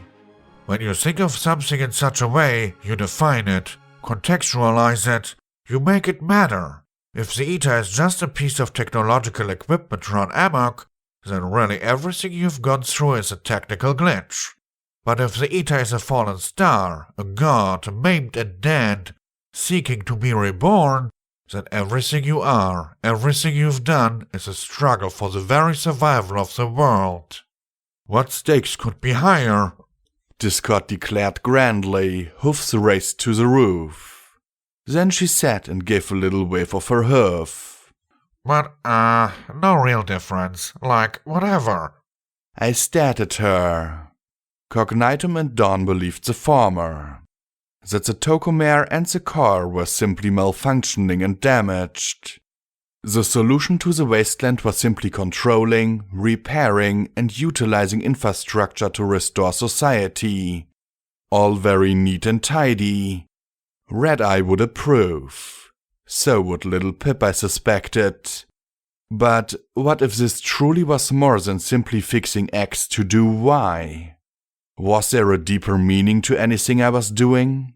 Saving my friends? Saving strangers? Saving the wasteland? I stared at the rusty door before me, beyond which was my enemy. Why, ultimately, was I here? You do better. I murmured. You try harder. You do everything you can to make up for your mistake, hoping that when everything is done, you've come even a tenth towards making up for the harm you've caused. The War, Twilight Sparkle, Pinkie Pie, Rarity, Fluttershy, Rainbow Dash, Applejack, Golden Blood, Celestia, Luna, me. So many ponies I'd met since I'd left my home. You try knowing that it can never be enough, but you do it anyway to make tomorrow a better place for every pony. Discord rolled her eyes. Oh, you have got to be kidding. Then she blinked at my frown and quickly amended. I mean, yay! Go Team Horribly Idealistic! Hoof bomb! She stuck out her hoof at me with a sheepish grin. Still, it done the trick of snapping me out of my navel-gazing, and I looked at the door. There was a small terminal set in the wall next to it, the screen of which still flickered with life, and a pip-bug access plug. First things first, I said as I drew the cable out of my hoof. Yes, get this thing open so we can have a big, climatic showdown. Discord said, tapping on the floor. Part of me thought about using the Perceptitron to find out what Steel Rain was doing, but Cognitum had tracked me that way once before. Surprise might be the only advantage I had. I sighed, then used EC-1101 to open the door and expose the intact conduit-lined hall within. The tunnel led to a basement that had been heavily damaged and repaired. Cracks ran along walls, and gaps spidered out in the floor and ceiling.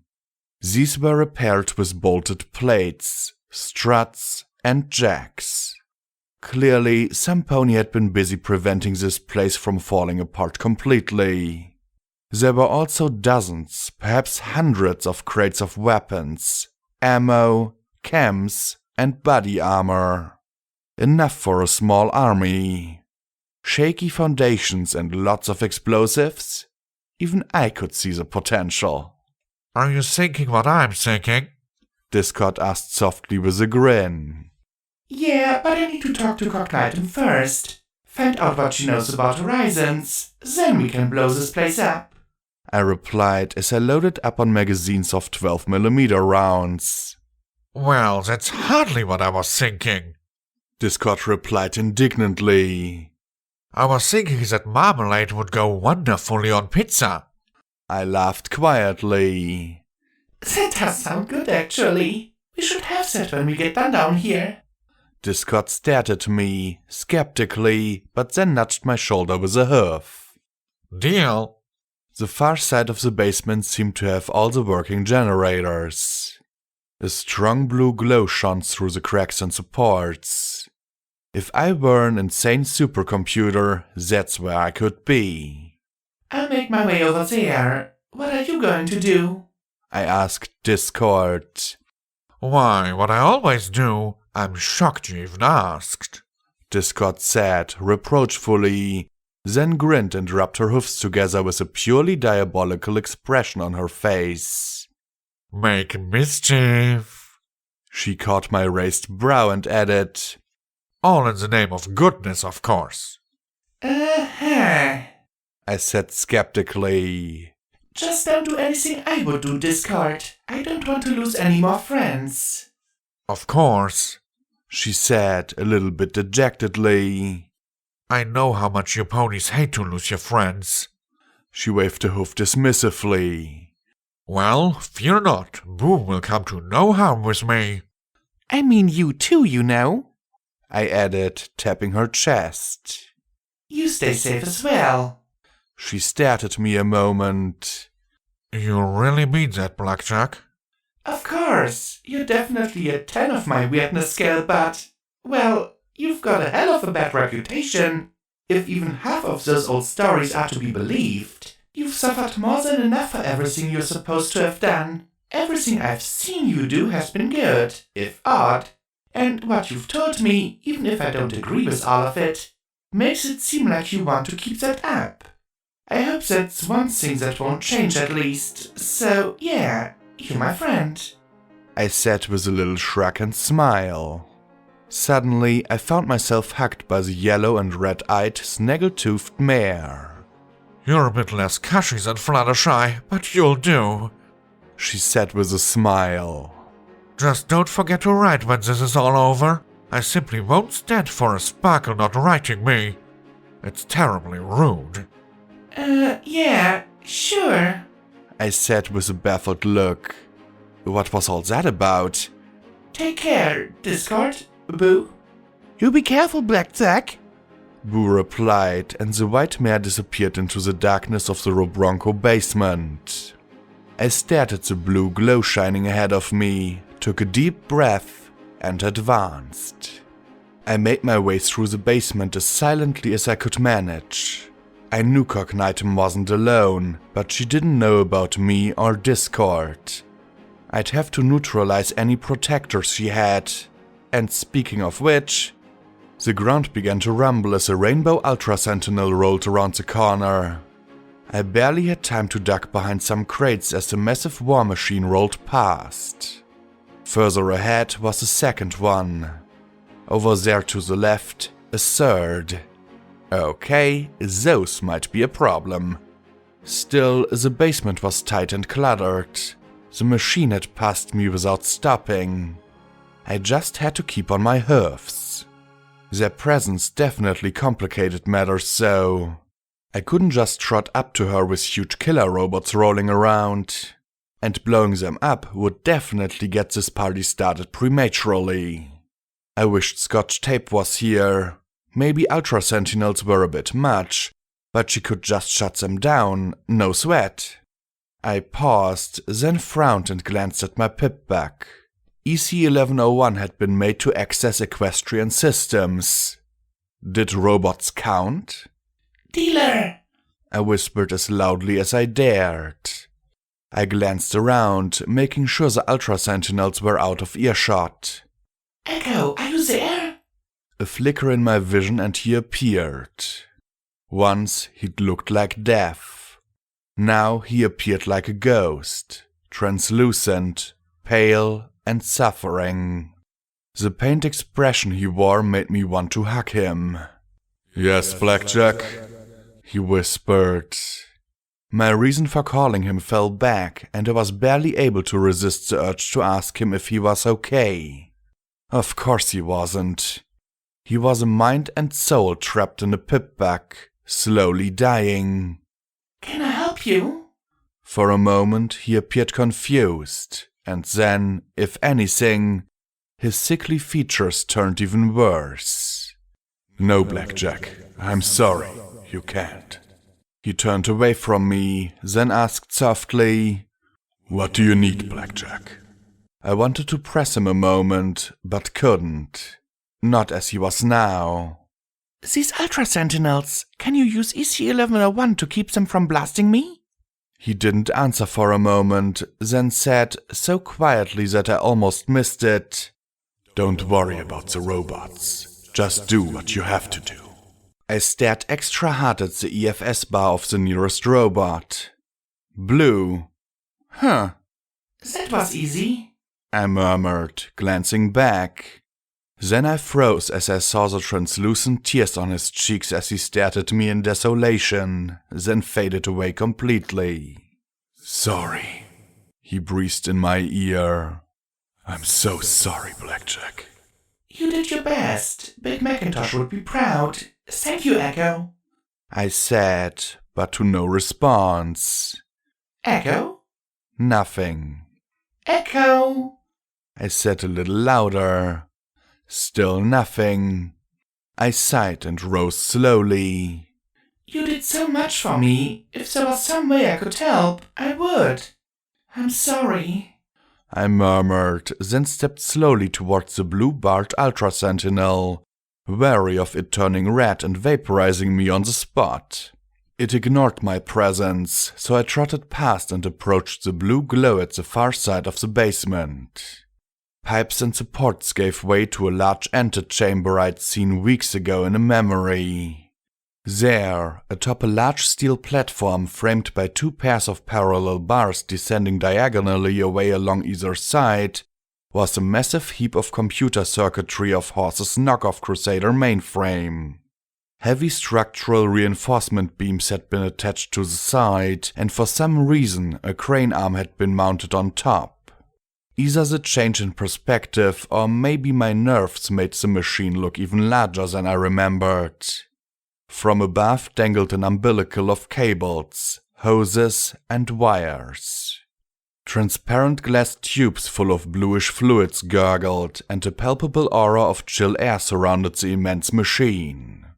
5 glass jars were arranged on the left side, each one shrouded in shadow cast by the machine, and a 6th sat next to the small wrought iron table. The wall behind the computer was missing, the 2 rails plunging diagonally down into the depths of a ravine below. I pulled out the missile launcher, loaded a projectile, and then balked. If Cognitum did know about Horizons, I needed to know too. Besides, perhaps Steel Rain was right and there was a diplomatic solution. Not giving up EC-1101, but if she was sane and wanted to help the wasteland, didn't I owe her a chance?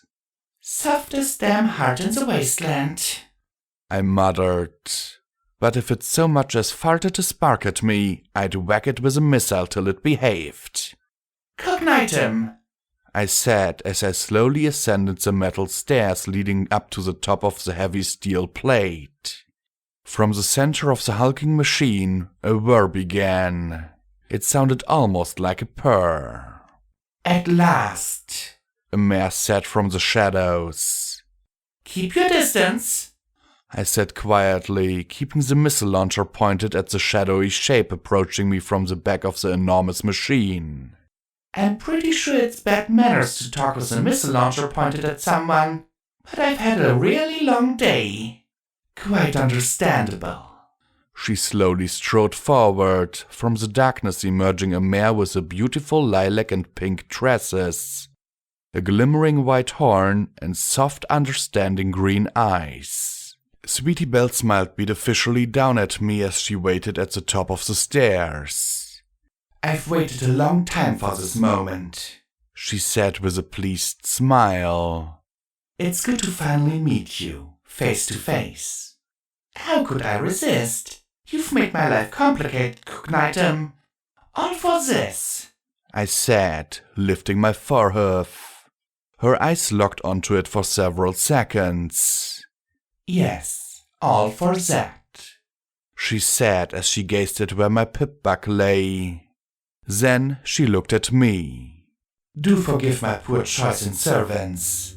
As the cliché goes, good help is hard to find. I don't believe that. I've found that when you're good, you'll find help that's just as good, I said as I watched her. Deus, Sanguine, Dawn, Steel Rain, you've made my life hard. Cognitum smiled, but it was more arch now. You could have given up EC-1101 at any time. Returned it to ponies more deserving, who could use it to resurrect Equestria properly. Your suffering was every bit a product of your own stubbornness and pride, Blackjack. Even you coming here now, like this, it's all about you. The mare gave a sigh and shook her head. Oh well, I knew from the moment we first met that you were special. You passed all my tests, albeit with a little help every now and then. I want to know things. You, EC-1101, Project Horizons, I said as I kept the missile steady on her. Cognitum smiled casually and in amusement. Well, knowledge has its price, Blackjack. What do I get in return? No missile to the face? I suggested. She laughed and shook her head. Costing you any and all information I possess. If you really didn't care about finding answers, you would have fired without a word. She trotted over to the table next to the jar. Upon it sat a delicate tea set, a bottle of wild Pegasus, and a box of sugar apple bombs. Within the jar, to my horror, was a familiar form gripped in the glow of a levitation talisman set in the jar's bottom. The mottled maroon body of Sanguine. His undead body twitched and jerked spasmodically as he levitated in the middle. His limbs had been hammered to steel branches, and cables snaked into his temples. What the fuck? He's supposed to be dead! I said, pointing a hoof at the body as he twitched and jerked. Technically, he is dead, but I understand your confusion, she said as she poured herself a cup of tea, putting in 2 sugar cubes and a twist of fresh lemon. I took Sanguine from the remains of Hippocratic before it exploded. He might have lost most of his sanity with his family, but I've been able to extract a rather sizable amount of information on Project Chimera from him. She let out a soft sigh and shook her head. Such a pity. Had he been a little less ruthless and a little more loyal, he'd have his family now. Sanguine's mouth opened and closed in silent screams as his body strained against the metal plates that held him immobile. That's sick, I whispered, feeling nauseous. My apologies. I could kill him if you like. I'll give you the honors. Setting him free would just unleash another feral ghoul on the wasteland. Cognitum smiled sweetly, folding her hoofs amicably on the table before her. Which would you prefer? I didn't answer, averting my eyes but still seeing him silently rise. I see, Cognitum said a moment later, lifting her teacup between her hoofs. Well, all things being equal then, I'll hold on to him a bit longer. You never know when you'll need a blank. There was a heavy boom of machinery that almost sent a missile flying as the crane moved over us and lowered a massive claw as big as my body. It gripped the top of the jar by the table and swung it over to the others. I struggled to regain my equilibrium as Cognitum took a sip of her tea. I guessed that if that sweetie bot was made for sex, it had to be able to swallow fluids. I want to know about Project Horizons, I said. I bet you do, Cognitum purred, her eyes narrowing in satisfaction. Aren't you more curious about me? I'm curious about why you're not talking in all booming words, I replied. The Royal Canterlot voice is for addressing subjects. You are no mere subject, Blackjack. I knew it the moment I first learned about you. A mare capable of accessing EC-1101? A mare refusing to take the easy way out? A mare defying and challenging the wasteland on its own terms? Oh no, you were a knight. Erratic and unconventional on the board. Perhaps even a queen streaking across and destroying any in your path. Far more valuable than any pawn. Like Dawn? I asked with a scowl. I had no way to force the answer out of her. Cognitum sighed again, smiling and bowing her head as she gave the smallest shake of her head. Dawn. Poor, poor Dawn. So ardent to save the wasteland. So determined to bring about the better future. So incapable of either. The crane hummed overhead and a new pot was set down beside the table. Within was the prone form of a yellow, emaciated earth pony who was barely breathing.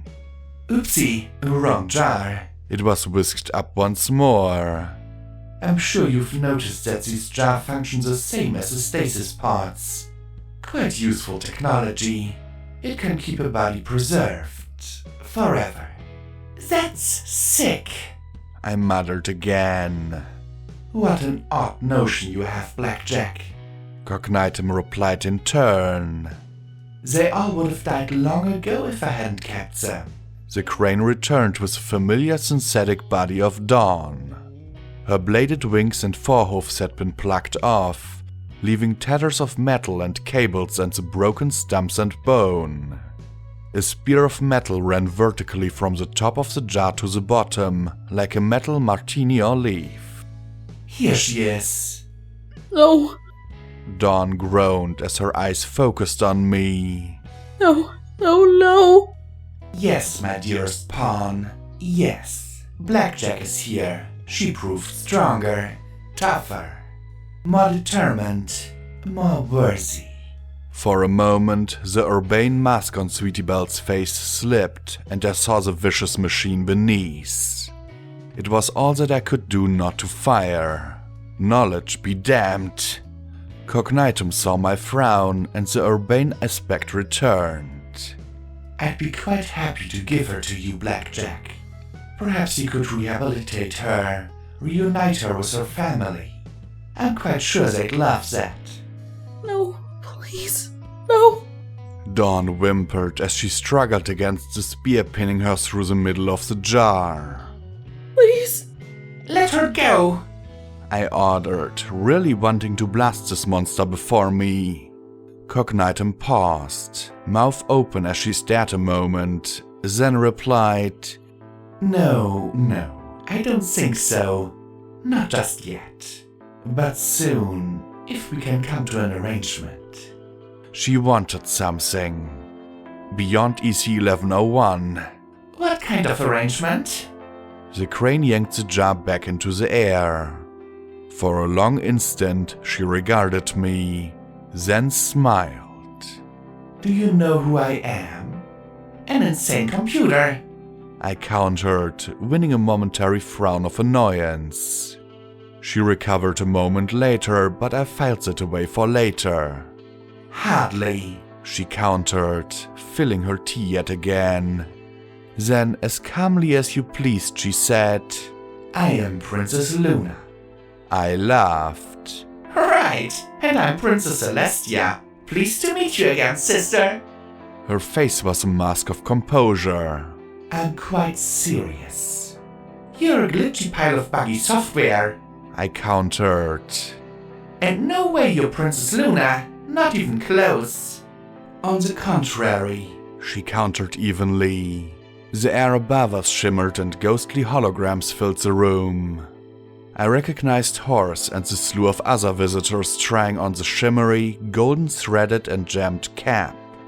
That day, when Horse was showing off his latest innovation, a would-be Crusader mainframe competitor fitted with equipment for uploading ponies' minds, the cap happened to land on the head of one mare who attended the meeting in disguise. I watched as the cap fell upon Eclipse's head as Horse failed to snag Goldenblood.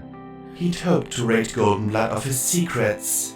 Instead, he chanced upon something far more rare and precious. Princess Luna. Me. No way, I muttered. if anything, your horse in there. Ah, horse, She said gaily, a broad smile on her face. The crane whirled and deposited another jar. In it was what appeared to be a skinned pony. Bare, sightless, emasculated. I got the impression of looking at an adult-sized fetus. Say hello, director. Cognitum said grandly, gesturing to me. The pony just twitched a little inside the container. He lost most of his admittingly brilliant mind long ago. I just keep him around to remember those that tried to control me. You did that to him? I asked, horrified. Enervation did. A few seconds worth before he jumped into the stasis pod. She said, patting the jar. Though, in retrospect, I suspect he wished he'd melted. He believed I'd take care of him like I always had. He liked pushing my buttons. She said as she turned away from the jar. Potentially, he might be soulless too. It's always hard to tell once the mind goes. You're evil, I muttered. She seemed shocked, then angered. Dawn has killed dozens. Horse was responsible for the deaths of hundreds. You've killed thousands. You've killed foals, Blackjack. Helpless foals. You've killed indiscriminately. Your hooves are far bloodier than mine. So let's not throw about that E-word so casually. Thank you very much. I wasn't the same. I, at least, tried to kill less if I could. It's one thing to kill. There's worse things than killing. I countered. Yawn. She rolled her eyes and glared disdainfully at me. Suffice it to say, Horst copied me to this computer. At first, he delighted in me as a prize. Not only did I have many secrets he could exploit, but he found me a most desirable outlet for his frustrations. She gave me a very convincing shudder before glaring at the maimed pony. But more than secrets, I was a window into his princess's mind. One few knew or contemplated. Most didn't know about her fears, her ambition, her pride, or her dreams. I did. I knew just what Horst needed to say to drive a wedge between her and Goldenblood. I knew just what moves he needed to make to be appointed as director of the OIA. She hissed softly as she glowered at the skinned pony. One push of a button and he could have deleted me. I was every bit his toy, his prisoner, his secret weapon. Okay, maybe I could understand keeping Horse around as she did. Not forgive, but certainly understand. Luna was afraid. What did you have to fear? Cognitum smirked at me. Afraid? I was terrified. My own sister once banished me to the moon for asserting myself. I was always in the background because I knew that love was a lie. Always a dark counterpoint to my sister's radiance. We may have ruled jointly, but please recall who it was that always addressed the subjects, who always issued the grand decrees. I always remained at the side, the lesser princess. And gnawing away in my mind was the knowledge that, if I'd been betrayed by my sister, I could be betrayed by any pony. I did not seek to rule. I didn't seek to throw Celestia from her throne. It was always more comfortable and safe on the sidelines. But when my sister thrust the throne upon me, what choice did I have? To abdicate and abandon Equestria in its time of greatest need? To break my sister's already rent heart?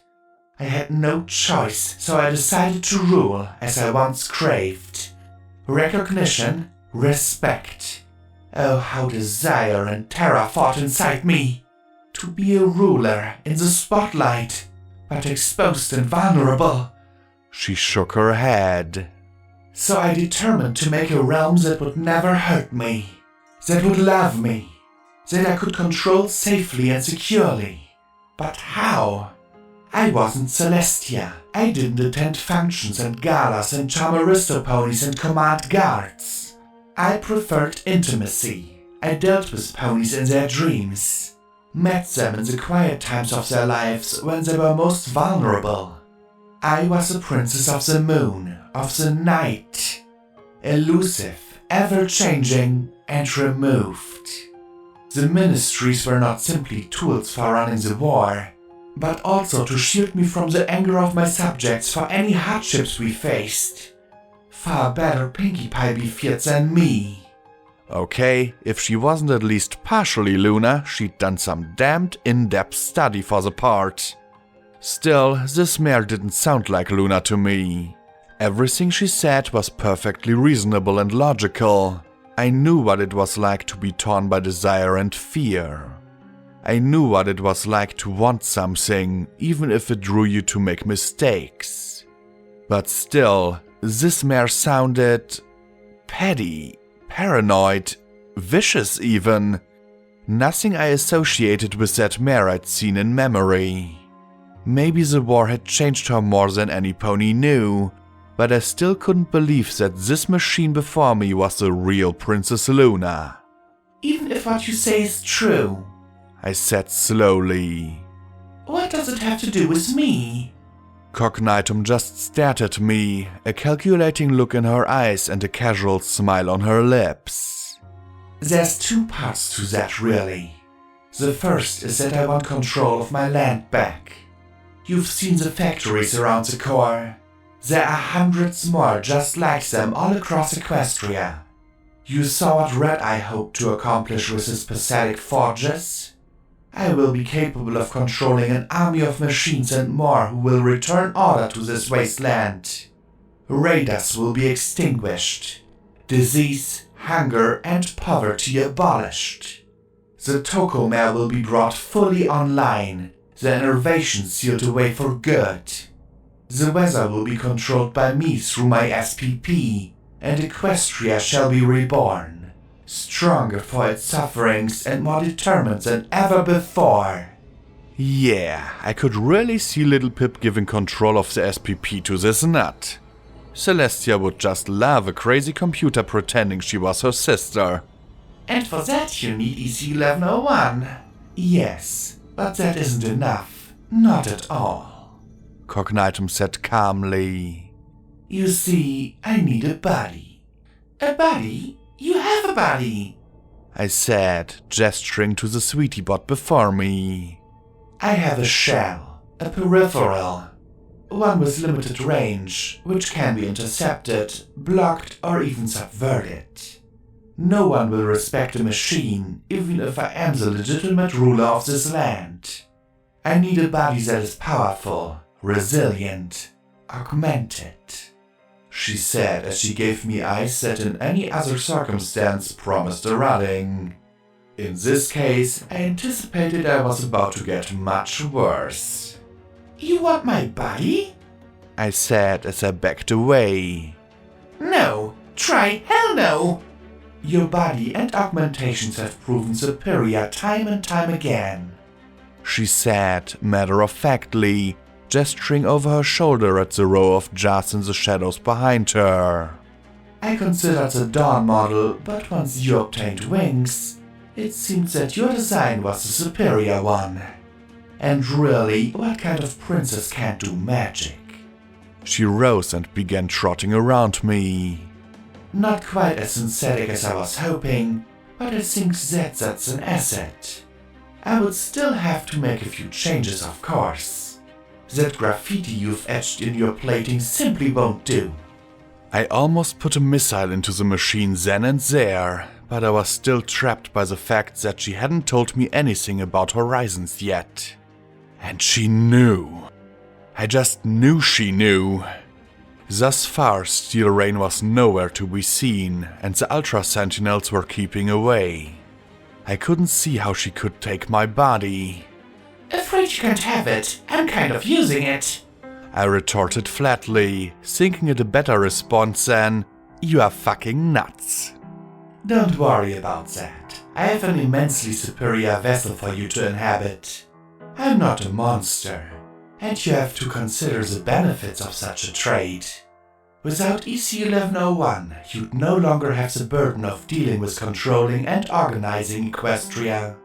You don't want to rule. That was made painfully obvious with the society. You want to be free from the burden of responsibility, and I know you don't love that augmentation. You resent it, loathe it. She spoke as if I was the crazy one now. I can return you to a body of flesh and blood. One with nerve endings, fully functional legs, eyes, a stomach. You could be a normal pony again, and I will have an extraordinarily powerful vessel to rule Equestria again. I don't think you're fit to rule a lemonade stand, much less Equestria, I countered. Lemonade stand? Really? Much less with my body. No, Cognitum countered. Consider the Harbingers. I've brought unity to hundreds, perhaps thousands of individuals. Protection, strength. The Harbingers do not kill or rape. They do not extort.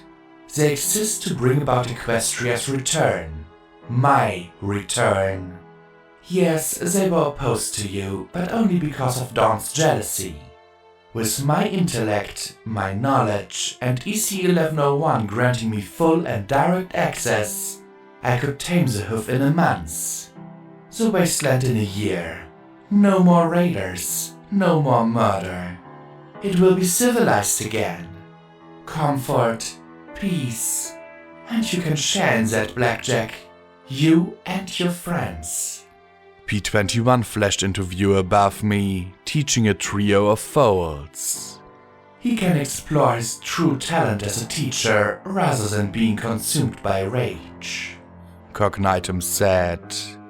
Then Glory appeared, winged and beautiful, in a lab doing something involving beakers. She can return to seeking solutions to the problems facing ponykind. And I know that you two would greatly appreciate the opportunity to grow close again. Scotch Tape appeared as a young mare directing an engineering project. She can build not just one city, but dozens. There's no shortage of ponies needing quality shelter. Rampage took Scotch Tape's place. With the war stabilized, you can see to getting your friends the help she needs. There's no peace for her in the wasteland. The urge to kill will never leave her in this place. You know this. Oh, she was good. Very good. Rational and reasonable. And worst of all, I thought she might be right. I'd just have to overlook all the things she was doing that screamed evil and crazy. So you put my mind into some other pony, I said, smiling at this insane hypothetical. What about my soul? Good question. After all, it wouldn't be fitting for your soul to be in this body. No offense, but you're simply not an executive, Blackjack, Cognitum said as a jar containing horses' quivering remains was yanked up by the crane. You see, I've been watching you for a very long time. A very long time. Even before you had your first augments. I knew you were different. You faced hardships that would have destroyed lesser ponies. Time and time again, you've thrown yourself into the fray to spare others. I monitored your progress through Hightower. True, you weren't able to defeat the Warden on your own, but you reached him and you had the presence of mind to invoke me as you had in Flash Industries. And, she added, you introduced me to a very interesting pony. The jar descended, and within was... It reminded me of the glowing skeletal ponies I'd seen walking around the Hoofington Megaspell complex. The unicorn skeleton was incomplete. An intact skull, mostly intact torso, floating vertebrae, and broken-off limbs all connected by faintly glowing gas like the soul modes. Swirls of the mist filled the eye socket like stars. Hello, Blackjack. the skeleton said quietly, his eye glow brightening as he saw me. Did you get snails out? Sniffs? I gasped in shock and horror. What did she do to you? This wasn't her doing. This is the result of what happens to a pony who meddles in souls. My bones are my own soul jar now, he said, then paused and asked again. Did you get snails out? I did. He's fine. He's out with Sense and Silver Spoon and Carrion. They're looking for Diamond Tiara, if you can believe it. That dummy. He always was soft for dams. Snip said in his hollow, ethereal voice. Blackjack, don't listen to her. She's insane. She thinks she's Princess Luna. Suddenly, he let out a cry as green lightning raked the bones. I then noticed the interior of this jar was ringed with star metal spikes. Every now and then, a jolt of green lightning sparked from the tips. That's enough of that now, Cognitum said coolly. Let's not be rude. She regarded me with a small smile. I had a prison sentry retrieve his incinerated corpse from the burning security station when I noticed he wasn't quite dying. Since then, we've had extensive talks about Project Eternity. I'm sure he'd be more than happy to help transfer your soul to a new container, or back to an old one. I frowned at that last part. Back to an old one? You still haven't told me about Horizons, though, I said, dragging the conversation back to the part I was concerned with. Maybe all of this banter had made her relax her smug omission a little. What is it? How do you even know about it? Luna didn't. She regarded me coolly for several seconds. You're right. I didn't. Not till the very end. He was maddeningly elusive. I knew he had done something, and even when Horse had access to the OIA database, I couldn't find anything. Trottenheimer had been involved in its design, and Applebloom may have had a hoof in it indirectly. But besides that, I could find no other information. Where was it located? How could it be built? He had no paper trail to speak of, no suspicious movement of materials from one part of Equestria to another. So, how'd you find out then? I asked. By accessing an archive of information related directly to the OIA, collected over decades of hard work by one King Awesome. Cognitum replied with a smirk as Snips was lifted up into the air. He had amassed a collection of memories that Goldenblood himself had removed prior to his arrest. They'd been scattered all across Equestria and some further, but they remained, and Awesome had made it his hobby to collect them. Ha! I'd caught her. Well, that's interesting, because Charm happened to smash them all to pieces when I didn't name her to rule the society. I snapped with my own smug smirk. But Cognitum was completely unflapped by my accusation. Yes, she did, Cognitum said as the crane returned with the fifth jar. But she'd viewed them first. The jar dropped from the ceiling. Within floated a much smaller unicorn. Cables ran from the top of the jar down to the shaved scalp, where cybernetic plugs had been drilled in. I simply accessed them directly. Charm! I gasped, looking at the emaciated filly. A moonstone pendant hung around her neck. I raised the missile launcher at the computer. Let her go, now! I ordered. Release the pony that came to me asking for your head? Cognitum asked in amusement. The hologram flashed to life in the air, forming into a giant glowing image of the filly. I want her dead. No, wait, not dead. I want her alive. Like, take her legs off, and make sure some harbingers fuck her up her tail. Like, 10 times, at least. The filly said with a cruel grin. Maybe you can set her up on a stand somewhere and we can get a whole row of stallions to fuck her over and over. Like, the whole hoof. Charm curled up even tighter, quivering as the hateful words spilled out in a torrent. As you can see, this filly demanded that I unleash the Harbingers on Elysium and help her take her throne back. And she wanted the most obscene punishments for you and her siblings. Truly vile. Cognitum said in tones of sublime disdain as she shook her head. I've exposed her mind to its totality. She'd thank you for killing her, Blackjack. Charm opened an eye, tears on her cheek. Blackjack, please, help. She begged as she floated in the jar. I'm sorry. I'm sorry. I'm so sorry. Let her go. Let all of them go. I ordered. She considered me silently for a long moment before she smiled a little. I'd be more than happy to if you agree to give me your body, she said calmly. Yes, not only can you help your friends, you can also save this miserable little wretch if you want. She's as bad as your Overmare, though worse. She was just a filly. She could learn to do better with time. I want her out of that jar now, I ordered again, about to smash it open myself. I lifted the hoof to do just that. Can you remove wires connected to the deepest parts of her brain? If you plan on simply yanking them out, you might kill her a little less painfully by ripping her in two. Oh, that was low. I backed away and Cognitum repeated.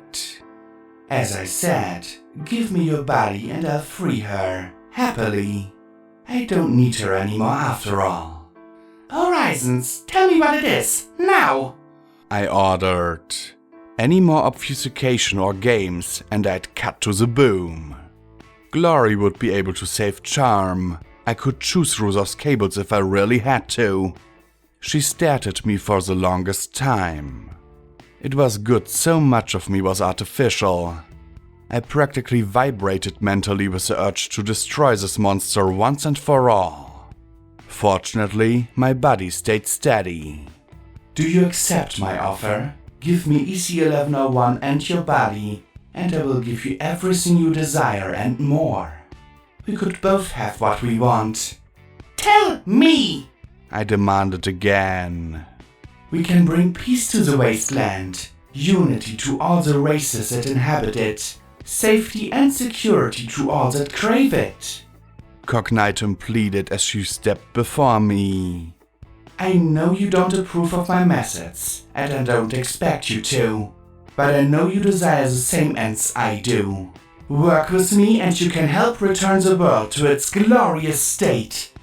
I shoved her aside hard as the crane lifted the jar up into the air and returned it to the side, seizing the last one. Tell me! I yelled a final time, the missile ready to fly. Then the jar sat down and my rage vanished like a burst balloon as I stared at the contents in shock. Floating serenely within the jar was a white unicorn with a red and black mane. Her half-open eyes were a brilliant, beautiful red. She didn't have her cutie mark, but I could easily imagine them on her flank. A queen and an ace of spades. I popped my hand open and touched the glass. The eye opened slightly more, then closed again, dully. Sanguine wasn't the only one I saved from Hippocratic before it exploded. I thought this vessel might come in useful. I even had the skin healed. It was me, unmutilated, untainted, unaugmented, unmutilated, normal. I barely recognized myself without a layer of metal covering or with flesh and blood limbs attached. I didn't look away, afraid that, if I did, the body would be yanked away forever. Any reason why I shouldn't just blow you apart and take all these people you've captured away from here? Cognitum wore an expression of amused confidence. Do you have some method of transferring all your memories, thoughts, and feelings into it? You might transfer your soul, perhaps. Eventually, you might regain something of your previous self, but it wouldn't be the same pony. Her amusement faded as she approached me. Work with me, give me what I need, and I will include you in everything. You can take Dawn's place if you wish, or leave for good, and I won't stop you. I'll explain in detail what Horizons is and, more importantly, how I plan to stop it. You will go from being my enemy to my ally. And more importantly, you'll be my friend. I slowly backed away from the jar and stared hard at her. You're asking for a lot of trust here. Assuming I accept this, how do I know you'd follow through on your end of the agreement? Let alone not abuse EC-1101. Let alone stop being so evil and crazy. Me. Rampage said as she walked up the stairs towards me. Steel Rain waited at the base of the steps, wearing his massive guns and sparkly new armor, complete with helmet. I'll watch over them and make sure they don't try any funny business. I frowned down at Rampage, and she quickly went on. I know you don't trust me now. I know I should have told you about Steel Rain's offer. But I don't want to see you screwed, Blackjack. I want you to have the life a pony like you deserves. A new body, a life with your friends, an end to a world you hate.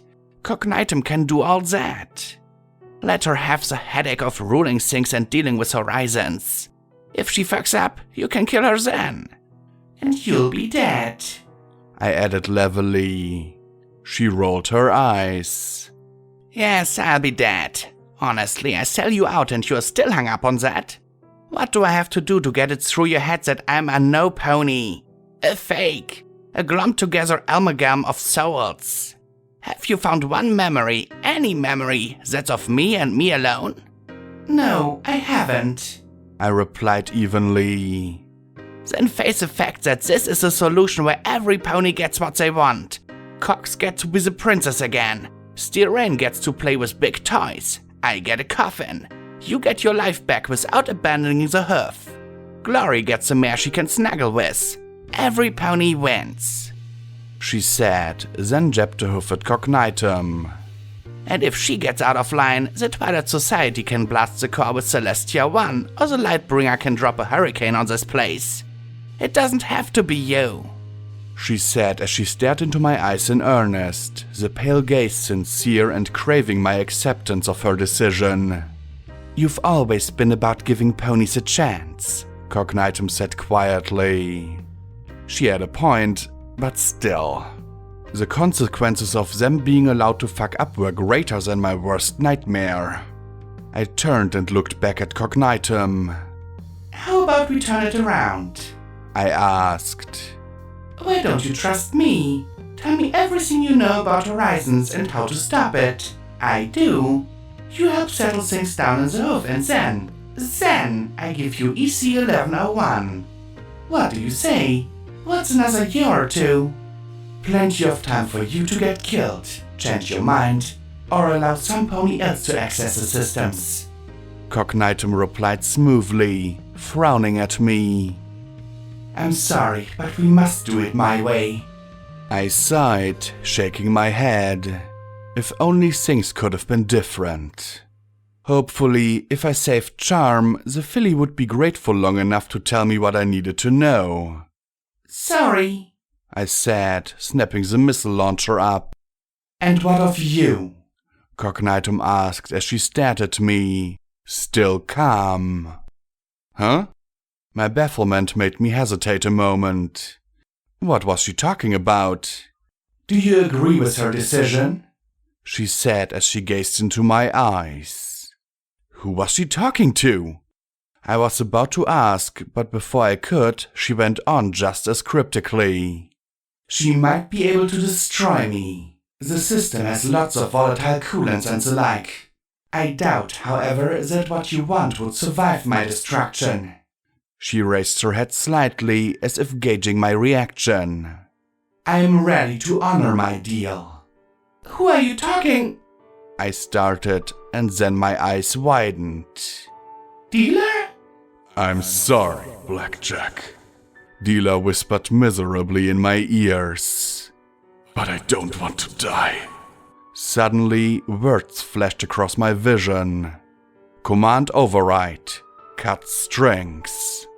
Instantly, my body went limp and I collapsed onto my face.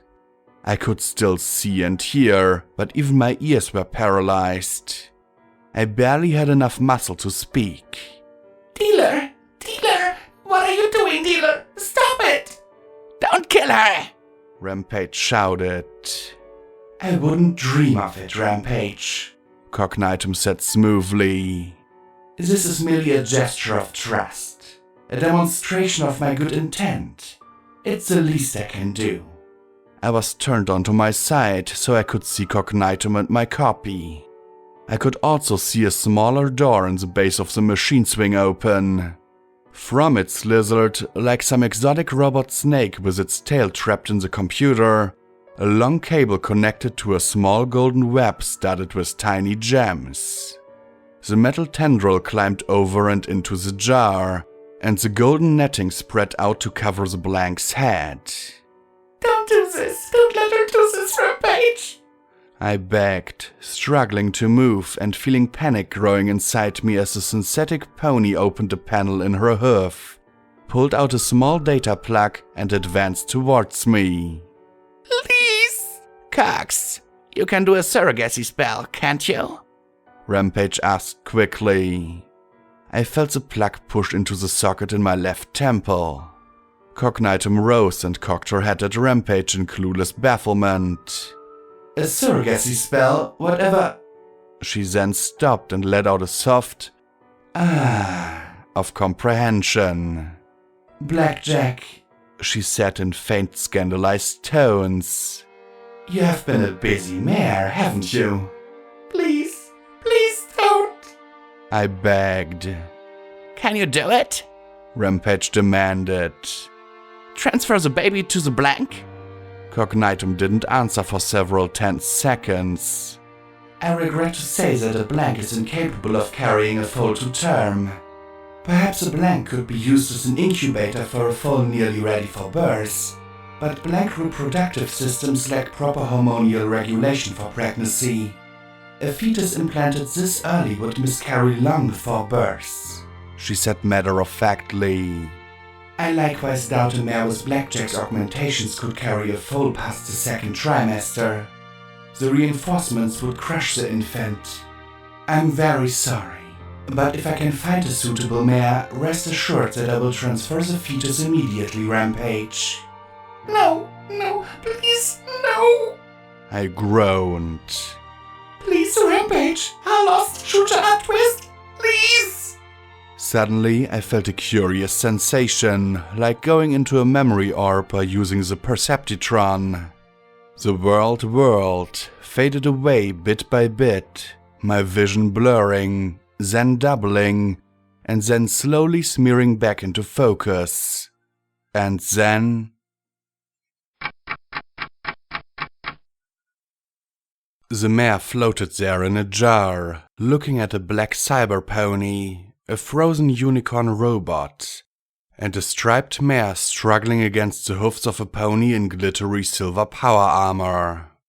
Dimly, she was aware of something terrible having happened, but she didn't care. She simply bobbed in the jar, hearing the black cyber pony talking to the striped mare about what was best for Blackjack, Rampage, and the world. More than once they regarded her, gesturing with sweeps of their hoofs. She just waited, indifferently. The crane brought back the skull and bones. More talking about souls and cutting and transfers and other things. More waving of legs, shouting, struggles. The striped mare was upset about something, but the black cyber pony seemed even more distraught. She flung the tea set away, knocked over the table, and clutched at herself. The reason why didn't matter so much, but their loud noises and waving legs kept her attention. The black cyber pony seemed almost in pain as she struggled against something within. This seemed to be the only thing happening in the big space at the moment. The floating mare watched the black cyber pony fight to regain her self-control. Finally, the striped mare backed off, gave the floating mare one last teary gaze, and hung her head as she trotted away, her tail scraping against the floor. The black cyber pony levitated out a little pendant and slipped it around the floating mare's neck. A soothing song filled the floating mare's ears as the black cyber pony closed the clasp. Next, the black cyber pony took out a thick, pink plastic ring. Ministry of Morale Unicorn Filly timeout device was written on it, along with a smiling pink mare. It snuggled tightly around the base of the floating mare's horn. Then the black cyber pony backed away as the bony skull began to cast a spell in concert with the black cyber pony. A swirling black disc bubbled with bursting green, and purple boils began to whirl about the black cyber pony, and she struggled as if in agony once more. From the midst of the disc came a small white orb. The jagged black spiral caught the orb, which jerked as if caught in a powerful wind. The orb was blown over to the floating mare and pushed against her chest, and a warm sensation flowed through her. And I started crying as a switch inside me was flipped and I was Blackjack again. Not just who I was a few minutes ago, but who I'd been months ago, before I ever left 99. I felt my chest expand and collapse with every breath. My heart thundered. Tears ran down my cheeks from whole and complete eyes. I was me as I should have been, if my life had been different. I hugged my body, feeling the faintest discomforts in me, aware of every gurgle of my gut, every twinge of my nerves. It was wonderful and terrible, because the one thing I didn't feel was the flutter of life within. If it hadn't been for that, I might have even been grateful. I tried to teleport out of the jar. Nothing. Tried to levitate my gun off her. Nothing. I reached up with my hoofs, trying to shove the ring off my horn, but it stuck tight. Okay, that ratcheted my anxiety closer to mindless panic. Now, Cognitum said with my old mouth as the sweetie bot stood as still and lifeless as a statue. are you ready to work with me? I swallowed hard, feeling the muscles pushing down my throat. Give me back my body, I rasped, sounding weaker. I shoved the gold netting off my head. I couldn't fight, couldn't run, so I did what was unthinkable 5 months ago. I waited. I gave you your body. You should be grateful, Cognitum said, a touch reproachful. She then looked at my pip-buck and said calmly, Yes, you are next, Echo. I swear it. I simply needed to confirm one last simple little thing. The air above me flashed to life with another hologram, and I saw lines of data code passing by along with strange, vague arcane symbols.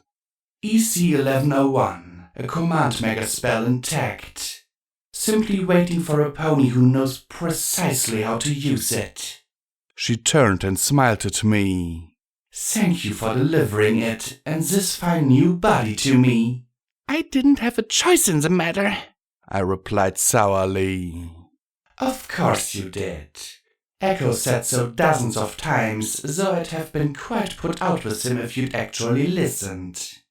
His guilt very nearly ruined everything, she said as she turned her head and admired herself, then stood upright, regarded her abdomen, and ran a hoof over it.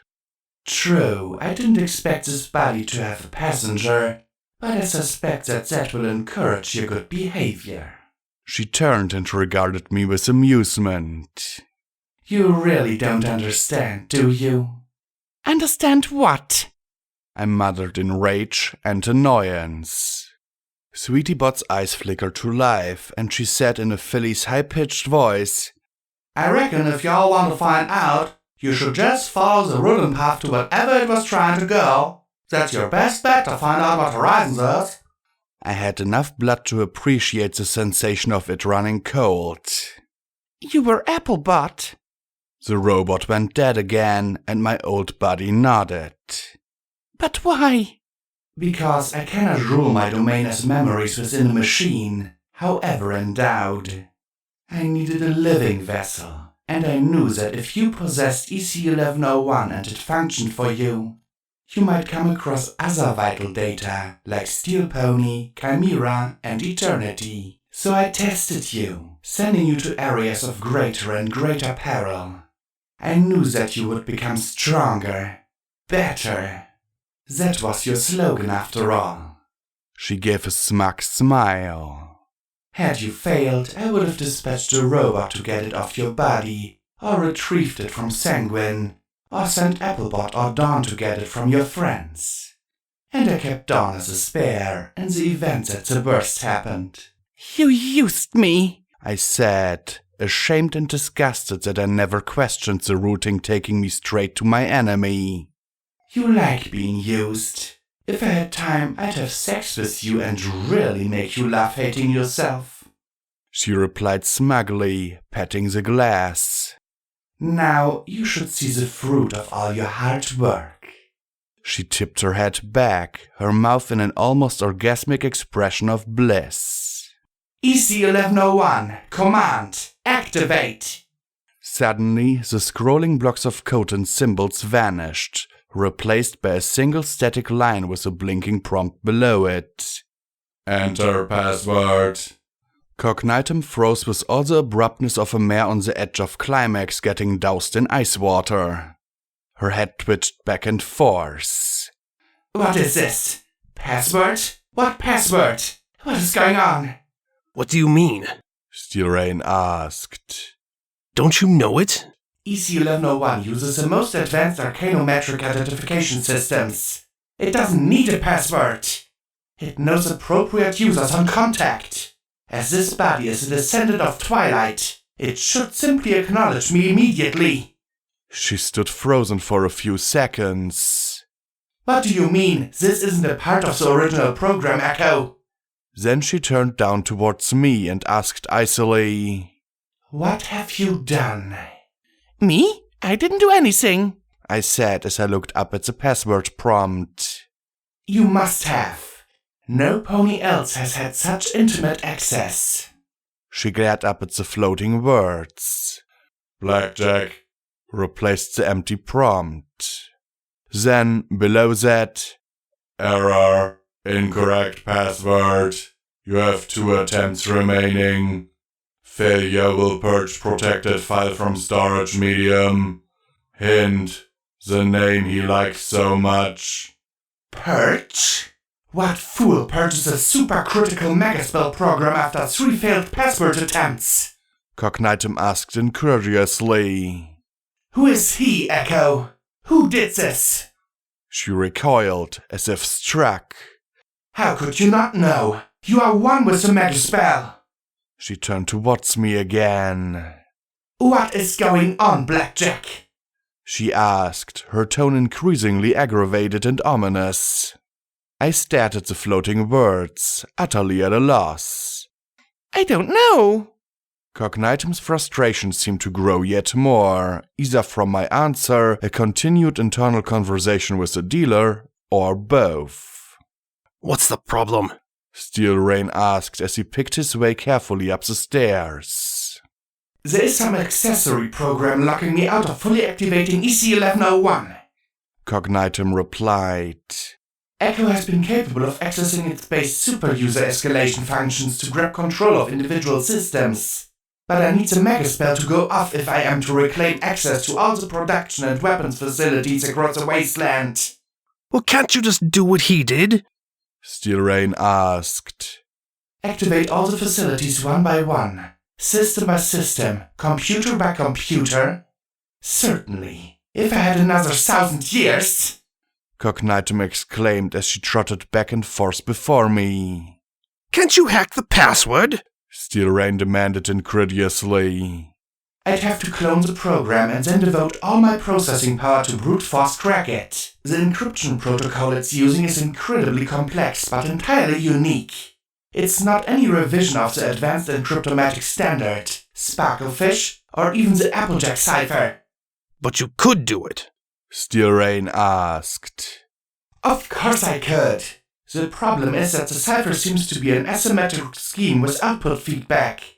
In order to have any confidence in a given attempt, I'd have to decrypt pretty much the entire megaspell every time. Do you have any idea how large EC1101 is? It's a small miracle that it can even be compressed to fit on a pipback. It could take weeks, months, or even longer to crack the decryption key in this damnable algorithm. Horizons will obliterate us all long before then, she said, and then she growled at me. Your little game is going to get us all killed, Blackjack. Now, what have you done? Nothing, I protested, just as confused as they were. She's lying. She must be lying. Steel Rain insisted as he stood beside Cognitum. No, she's not. Cognitum answered. How can you be sure? Steel Rain replied. Cognitum sighed. Because I felt her soul steal. She turned and looked at me, frowning thoughtfully. You cannot imagine what that was like, Steel Rain. The guilt, the pain, the self-recrimination and self-destructive urge. It hurt to be her. what are you talking about? I muttered in bafflement. When I transferred your mind and put myself in your body, I inadvertently made contact with your soul as well. Your purest blackjackness. I don't know how you survive so. The drive for redemption is so strong that it burns. Your craving for physical pleasures to distract you from your own depression would be heartbreaking if we weren't so at odds.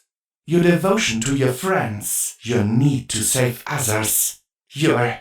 She shivered and hugged herself. It's far easier to have no soul than yours. To have a clarity of thought and drive. She shook her head. You should interrogate her still. Take off that pendant and see how she likes having her soul torn out. Steel Rain replied, then paused and continued, in a lower tone. Or you have her baby. There was a resounding clang as Cognitum popped her hands out, grabbed Steel Rain, and threw the silver-armored stallion to the ground.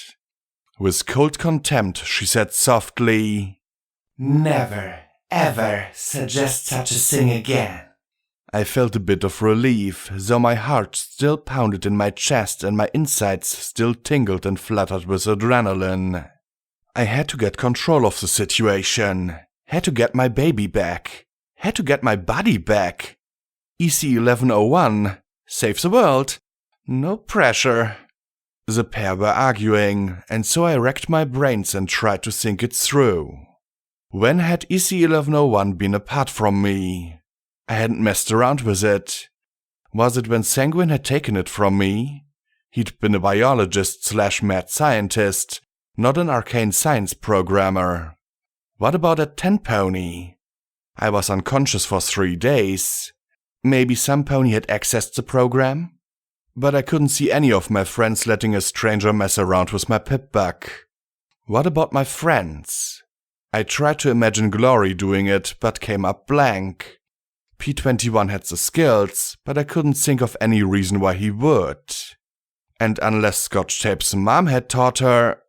Wait. Duct Tape had been a maintenance mare who the Overmare used to get EC1101 ready for transfer. I racked my brains, trying to think back to those days so many months ago, when I'd been flesh and blood. I'd been sitting in Hoss's home, bored, listening to recordings. Recordings of P21 and her and... Oh my. At my laughter, both of them stared up at me. Oh, it's too rich! It's too good! I cackled. She's finally snapped completely. Steel Rain said flatly. Good riddance. No, I don't think so. Cognitum said evenly. She figured it out. I figured it out, I replied, grinning from ear to ear as she met my gaze. It was duct tape. It had to be. Back when the Overmare had ordered EC-1101 to be removed from Stable 99's systems for transport, she'd encrypted it. Something of her own invention, no doubt. Duct Tape loved cobbling together her own things, and I guessed that the encryption she used had been something of her own invention. Ironically, she'd done it to prevent the Overmare from screwing her over. Or maybe the Overmare had demanded she make a safeguard to prevent Sanguine from screwing her. It'd been a while ago. Either way, Equestria was being saved by the lucky foresight of Scotch's mother and the amount of time she'd put into her hobby. I just hoped that I'd get the chance to tell Scotch before something bad happened. Well now, Cognitum said with my voice. It seems that we have need of further negotiation. She popped her fingers out and rubbed them along her armed head. How unfortunate. Give me my... No, I don't think so. Cognitum interrupted smoothly. While I'd never be so crude as to resort to the deranged suggestion that I kill your child, I believe you can be compelled to yield. Give me one reason I should! I retorted. You want to do the right thing, she replied. You always want to do better, and you want to save lives, even at the cost of your own. I hesitated. Give me another? Without EC-1101, I won't be able to stop Horizons from killing us all, she answered without hesitation. The air above us flickered to life again. Before me sat a small pebble of moonstone and a block of star metal. I suspect you know about the interaction of star metal with moonstone. The two approached each other, both of them growing brighter and brighter. When the moonstone pushed against the block, a white light began to spread along the star metal. When the critical mass point is reached, the star metal undergoes a chain reaction, converting its mass to energy and magic. There was a colossal white flash as the star metal block was consumed by a sphere of crackling energy. Raw destructive potential, the magic and electromagnetic energy wreak havoc on enchantments and technology alike. Only very specific enchantments are capable of resisting the combination. When the flash faded, a cloud of sparkling motes spread out, swirling and melting away through the air. Soul energy is a byproduct of the reaction. So, what does this have to do with Horizons? I asked. Everything, she said, and the floor gave a giant lurch as wheels set in the diagonal tracks began to turn. If you don't mind, I'd like to move us to a new location. It might help you understand. The entire house-sized computer was descending the inclinator. Very few realize what star metal is, where it comes from, and how it can do what it does. I spent considerable time and energy trying to comprehend its mysteries. Zebra treaties on the subject were obfuscated with fire warnings. Scholars I dispatched to learn more came back infuriatingly lacking information, if they came back at all. But Goldenblood knew, and Horse, I said, wondering where the hell we were going. Yes, Goldenblood's special talent was metals, or art. Shaping it, arranging it, knowing how it would bend and break. Surprisingly useful. He keyed in on special harmonics, and Horse learned how to utilize these harmonics to produce specific effects. But it would take decades to understand the nuances enough to use them effectively. Cognitum said calmly. Scorpion beasts and birds shivered and skittered on the walls of the ravine as we passed. For instance, pacifying these monsters can be achieved with a simple amplitude modulation. What does this have to do with Horizons? I demanded as the walls spread further and further apart. Eventually, the track was free of the walls altogether, hanging on the thin silver cables stretching into the darkness above. It's quite simple. Goldenblood thought of a way to bring an incredibly large amount of star metal into contact with an incredibly large amount of moonstone. The detonation would utterly annihilate Equestria. And as she talked, the hologram changed to show a video of the core vanishing, in an expanding sphere of white energy. I watched Chapel incinerated instantly, followed a few seconds later by the Collegiate, the Arena, Elysium, and the Fluttershy Medical Center. I suspected she was taking a few artistic liberties with the ponies screaming and running around a flame. Then the video pulled back, and it wasn't just the buildings being consumed. The ground itself seemed to soften and spread like fiery clay. The bowl spread wider and wider, pressing against the mountains, ringing the hoof and slowly pushing them away. As my view moved further out, I got a wonderful view of Canterlot being destroyed. Apparently Cox had made this before the Enclave wiped it off the map. Spike's cave crumbled to nothing, and I felt a pang of trepidation. Perhaps little Pip shouldn't have put that in her memoirs. The blast continued, obliterating Ten Pony Tower, the SPP hub, and everything else remotely familiar. The shockwave continued clear across the ocean, and the storm of annihilation tore into the zebra lands as well. Forests incinerated. Colossal waves inundated the land. Great cracks split the earth, and giant volcanic eruptions sprayed magma into the air. It was utter devastation. Cognitimate missed her calling. She should have been a special effects artist. Given that Luna could step into Pony's dreams So where is this giant supply of moonstone and star metal? I asked as listlessly as I could, waiting for her to tell me something new. Through the gloom ahead of and below the platform, I made out a massive body of mist? Water? Something was churning far below. The tracks moved through a gap in the rocks towards something just out of sight. After all, I've seen a fair bit of what went on behind closed doors during the war, and I think I'd remember if mass importing of moonstone came up even once. Don't be ridiculous. The only moonstone on Equus was brought back during the Marigold scandal. No. The moonstone he plans on using is there, on the moon. The hologram changed to that of an immense white crystal resting at the bottom of a rifled shaft. Goldenblood commanded Horse's mecha sprites and sent them to the moon on a clandestine rocket to build a facility and to collect and fuse moonstone into a projectile, massing several 100,000 tons. With a few more secret launches of flux to fire it. Okay, now my blasé attitude began to melt away as I saw it. In the image, the bottom of the shaft below the projectile exploded. The stream of energy flung the massive moonstone crystal upwards, accelerating it to a greater and greater speed until it exploded out into space. I stared in awe at the largest, most beautiful bullet in all of creation flying through the void, towards Equus and Equestria below. Okay, so that's Horizons. Wow. So, where's the star metal it's supposed to react with? My buddy just smirked at me and then gazed ahead. The walls of the ravine to either side spread out again and fell away entirely. The cavity that surrounded us was more immense than anything I'd ever seen, in any memory or in person.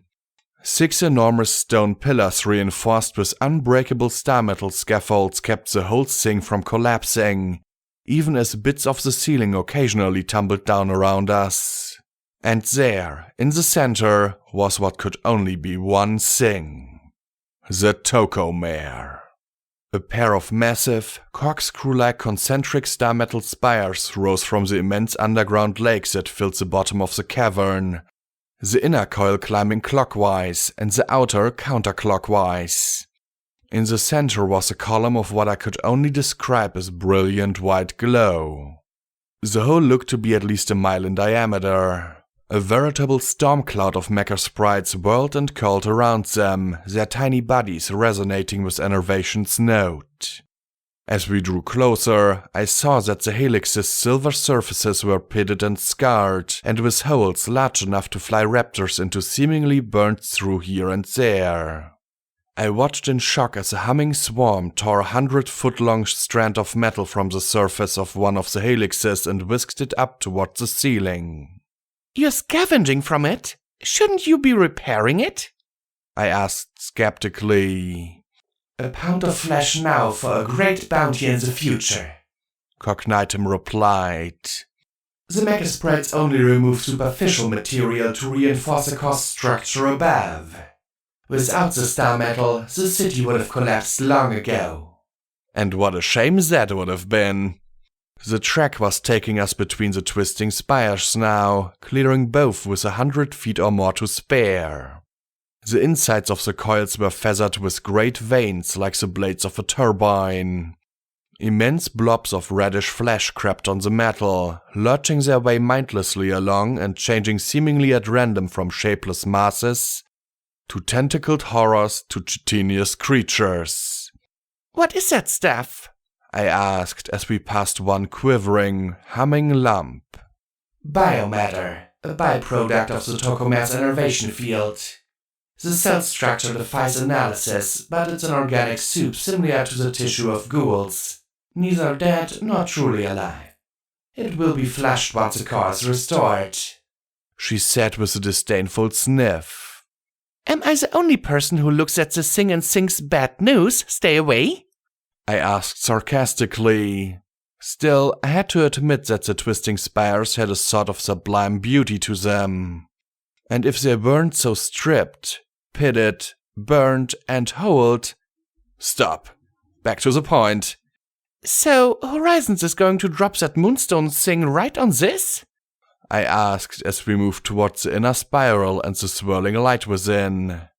Yes, and in the process annihilate all we both hold dear, Cognitum replied. With EC-1101, I will be able to prevent this. Moreover, I will be capable of enacting the restoration of the car in its entirety. The green lightning darted from one spire to the other every now and then, flickering and crackling. What? I asked in bafflement. The hologram of moonstone and star metal reappeared, and once again the crystal and block approached each other.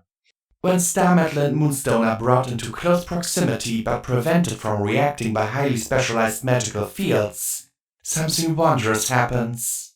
And I already knew what that wondrous thing was. I watched as the moonstone was held just outside the distance needed to react. This time the moonstone glowed, and I watched the white soul vapor pour into the metal. It began to grow. Fast. The cube quickly expanded and transformed from a small block to a shining sky wagon. The star metal's mass increases 10,000 times over. I stared down at her. You're insane. You're trying to catch it? Of course, she said coolly. Horst worked out the message right before the end, so he was never able to get the shields into the proper configuration to intercept it. She smiled and shrugged as if it were of no consequence. Tom, that's what the Moonstone projectile is named, for some reason, will fuel a complete restoration of the core. Every building, every factory, everything will be replaced with impervious star metal. Quite a fitting throne for a reborn Equestria, don't you think? You want Horizons to go off? I said, still not quite believing it. Why so obsessed with EC-1101 then? Trottenheimer's firing trajectory is unaccommodating for interception, she replied calmly. The display of the core reappeared, along with a cone rising up from the center. Tom must descend within 10 degrees of the core's vertical axis for the modified fate shields to catch it. A dotted line began drawing itself downward at a steep angle within that cone, and when it reached the bottom, the restored core appeared in a flash. The image reset. If Horizon goes off a few hours too early or too late, as it likely will. This time, the red dotted line came in at a shallower angle and pierced the ground along the river. The whole image disappeared in an explosion and a little skull and crossbones made of smoke. I will also need critical control of the Tokomer's subharmonics to shape the star metal into the forms needed. Otherwise, even if we are lucky enough to intercept the projectile, it would simply become whatever form was last programmed into the Tocomare. Here's a crazy thought. Why not simply stop it? I asked in desperation. Stop it? Well, that would certainly be possible. Simple even, she said, tapping her lips with a wing. Unfortunately, it would set my plans for saving Equestria back at least 2 centuries. It's unlikely the car could be rebuilt before then, and without the Tocomare restored, all those factories would lack the power to operate. No, catching it is simply the most efficient solution. Don't you care about the lives that might be lost if you mess up? I shouted. Once again, she frowned. Don't you care about the lives that will suffer in the interim? Cognitum countered.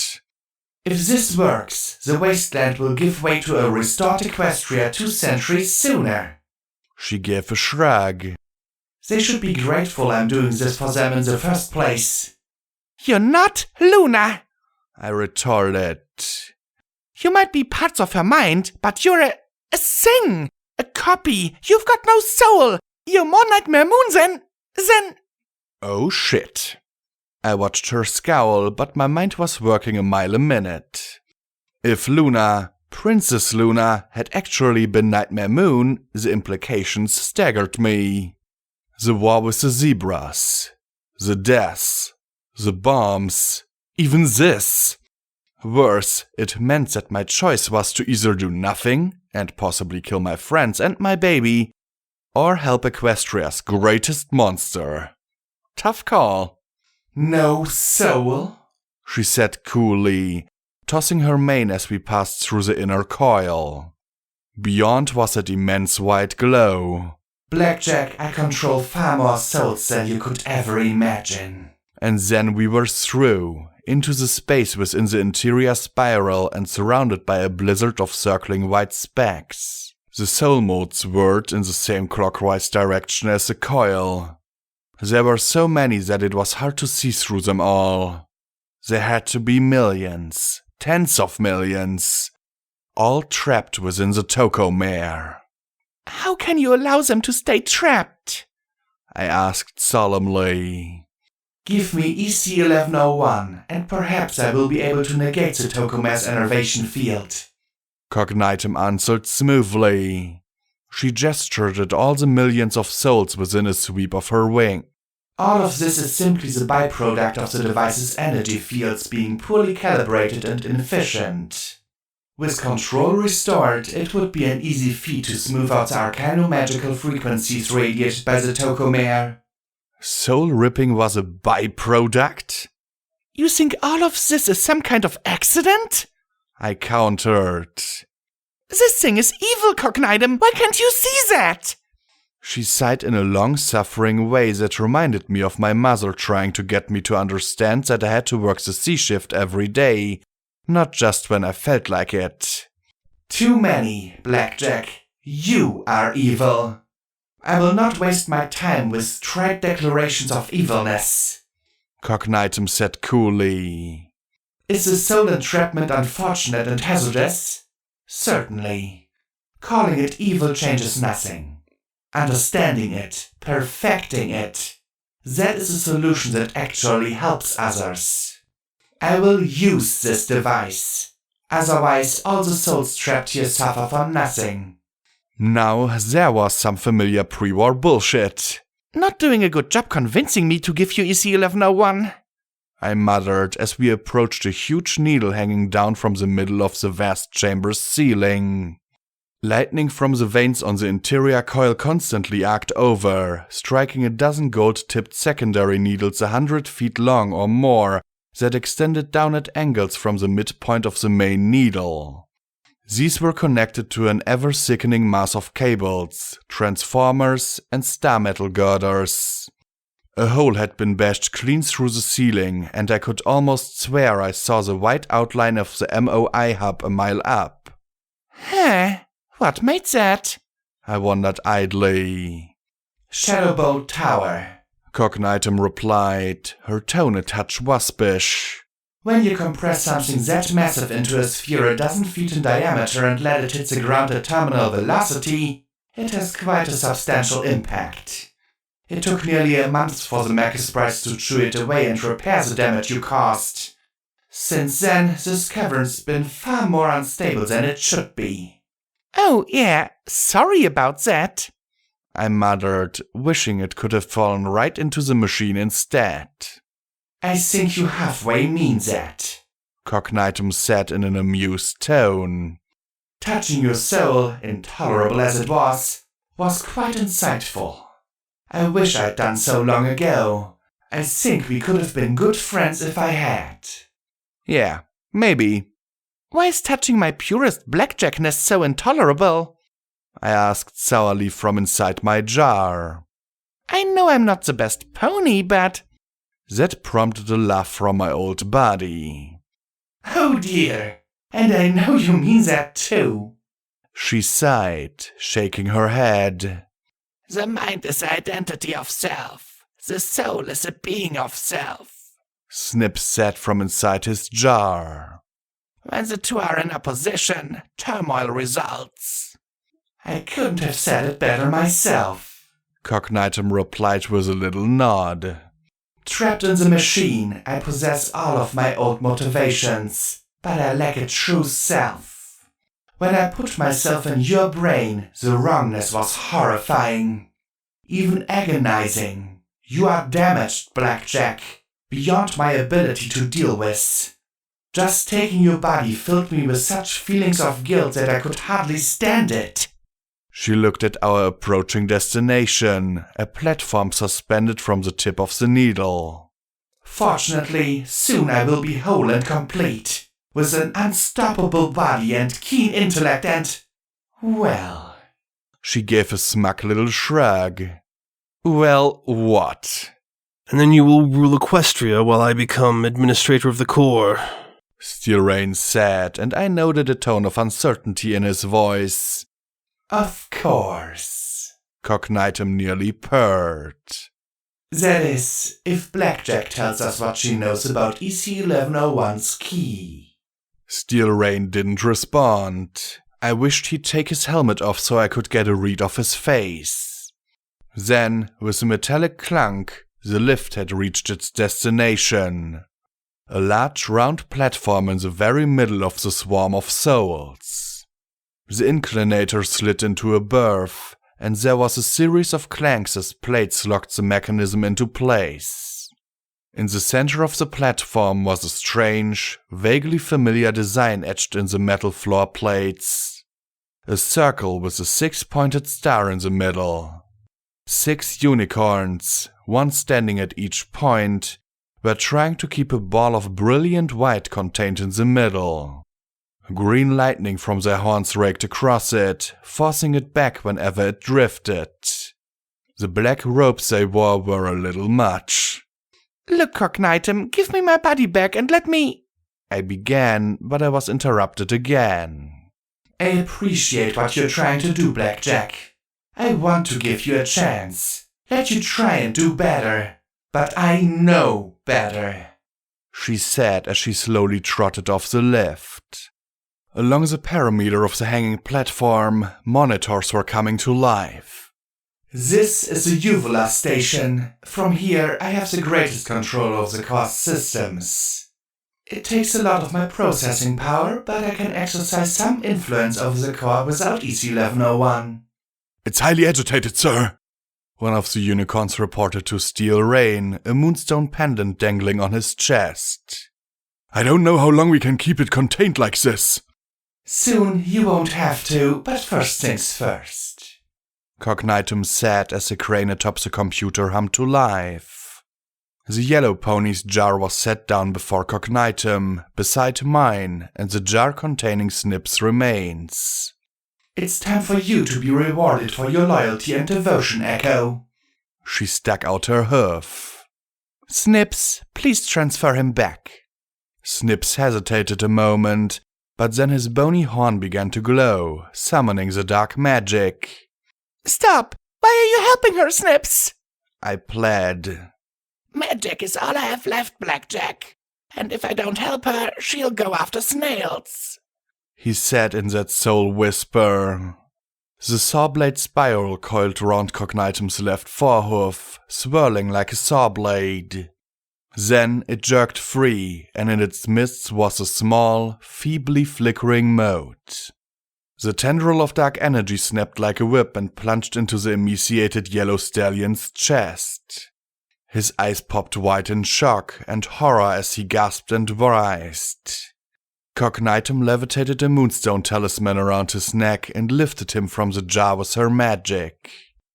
"There, you're safe now, Echo. You're safe," she said as she patted his mane, then suddenly took several steps away from him. "I mean, I have fulfilled my part of our agreement, Echo." Echo curled up tightly. "I'm sorry," he whispered. He met my glare, shuddered, and curled up tighter. "Sorry," I don't think he made it. Steel Rain said coolly. Well, perhaps you will recover with more time. I have so many questions for him," she said with a wave of her hoof, levitating him up and onto the sidelines. "Now, Blackjack, tell me how to access EC-1101. "No," I answered, looking at the brilliant soul mode struggling against the unicorn's dark magical spells, wondering if I could help it break free. Maybe it, I don't know, eats them or something? Cognitum sighed.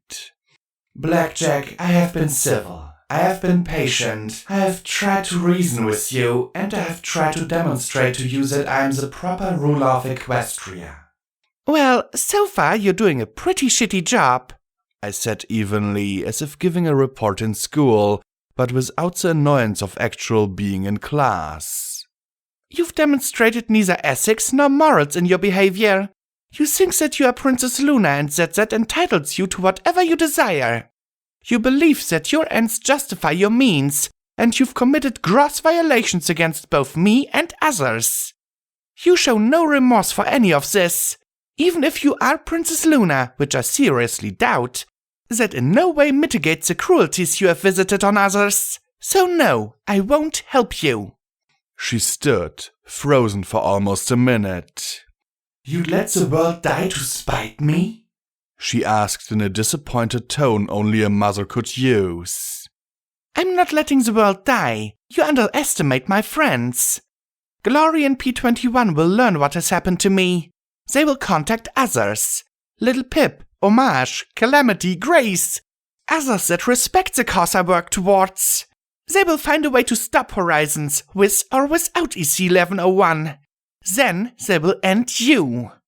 I answered, the truth so clear and simple to me that even here, like this, I felt a great sense of peace. "It's not about you, Cognitum." Cognitum stared at me, her body stock still. Then she slowly smiled. "You presumptuous little fool," she muttered, and then trotted towards the closest screen. "Very well, let's put your certainty to the test." The hologram flickered to life. "When you caused catastrophic damage to the core's power systems, I used it as an opportunity to improve my control over a few critical systems. Such as..." I looked down on the floating platform of the village of Flotsam. It felt like another life. Ponies hauled up salvage from the river and sent it on its way. The general upstick in prosperity showed some signs here too. The platforms were full of ponies trying to pick wells out of the depths. I even noticed a boat tied up on the pier. A familiar boat. One that had fallen on me long ago and carried me all the way to Manhattan. The Seahorse. The hologram expanded, zooming in on the ponies. The turquoise Captain Thrush staggered along, apparently quite inebriated but navigating the crowded docks with ease, a half-open bottle of rum floating beside her. She still had her pirate's hat and an eye patch covered her right eye. The seafoam green sea biscuit followed in her wake, bottles, boxes, and crates loaded high in a massive mount atop her back. What are you doing? I asked as I hovered in the jar. Discovering how many you will let die before telling me what you know, she said calmly. You will not keep me from my realm, Blackjack.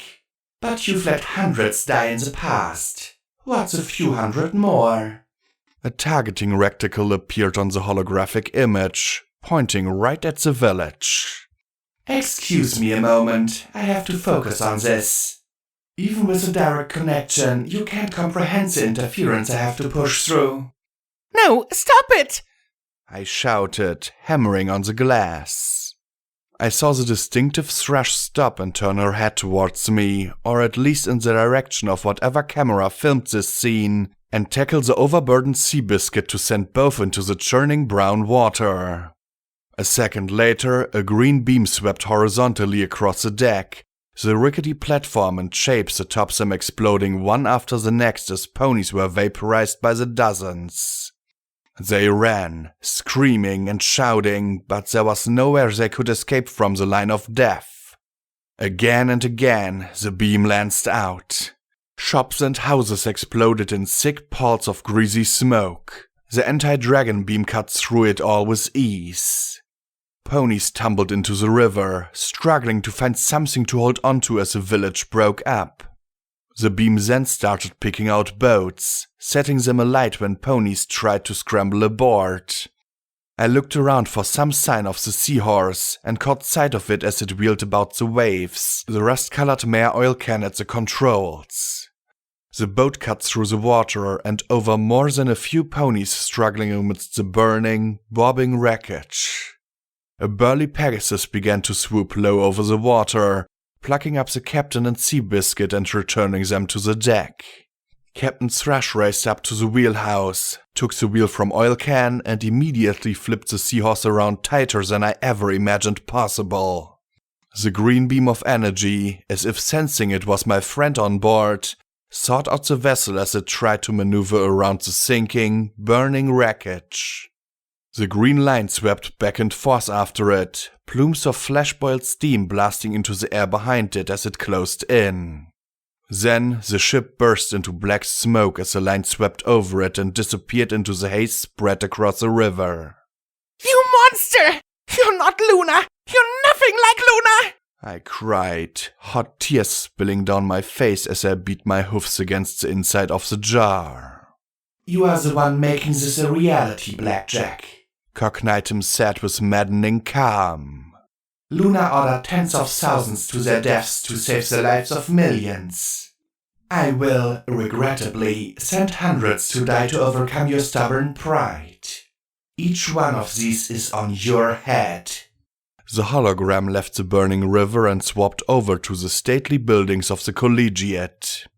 I could see the guards walking along the building tops. It was a lot more crowded today, too. Hundreds of Pegasi worked with the collegiate ponies as they went about their early morning routine. Only one or two of the rooftop guards seemed to notice something amiss to the south. No! I yelled as the green beam swept out, blowing the roof of one of the campus buildings. Even wartime equestrian over-engineering melted and exploded into flaming debris as the beam blasted through everything. Ponies wheeled about in a panic, struggling to find somewhere safe.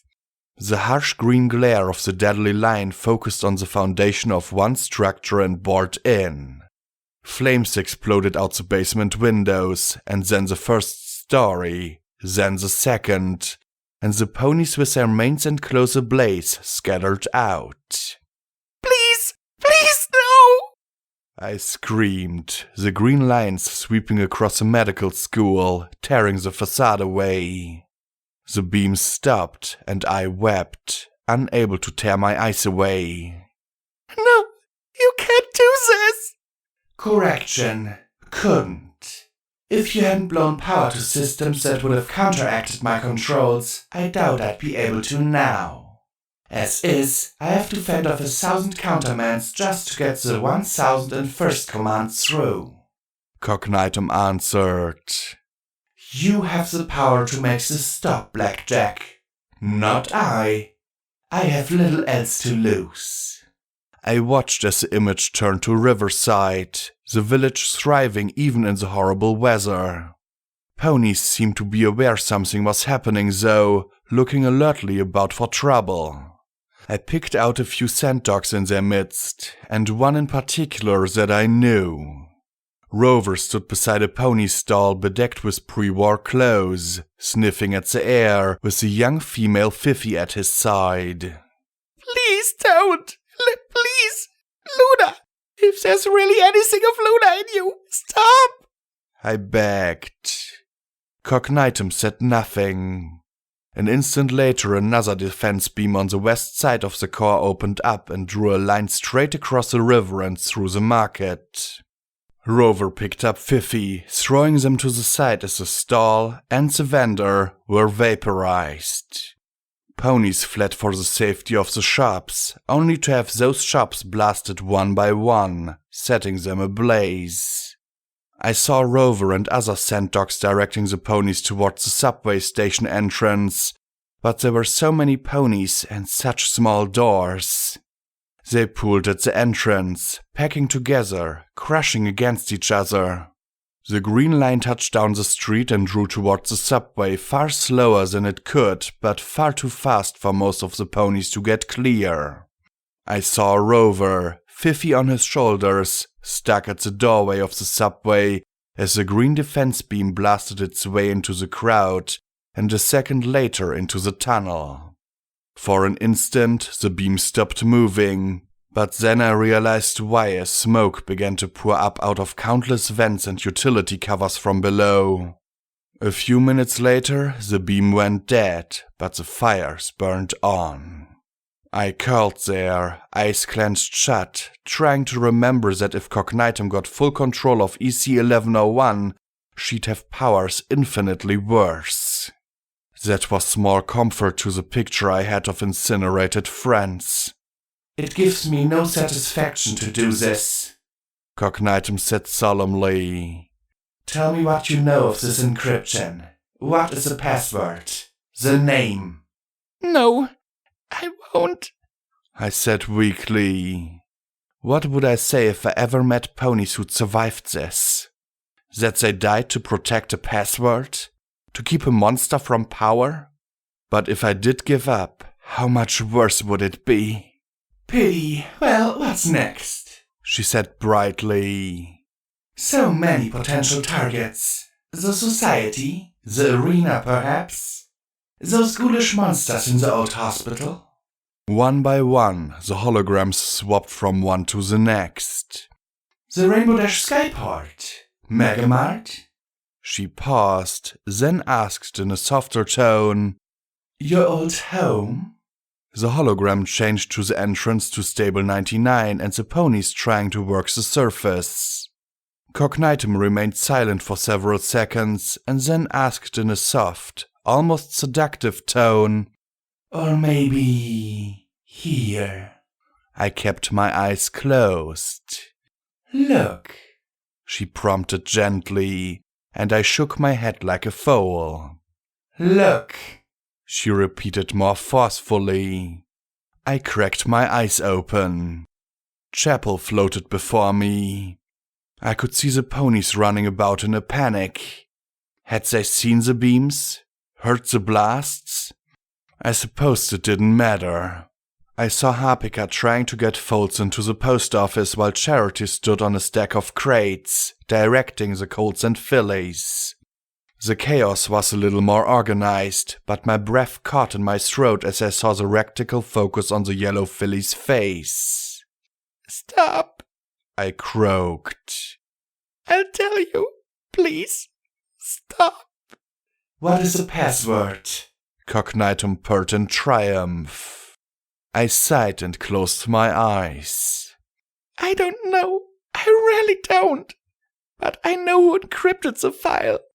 I swallowed, the sensation of yielding the information like downing broken glass.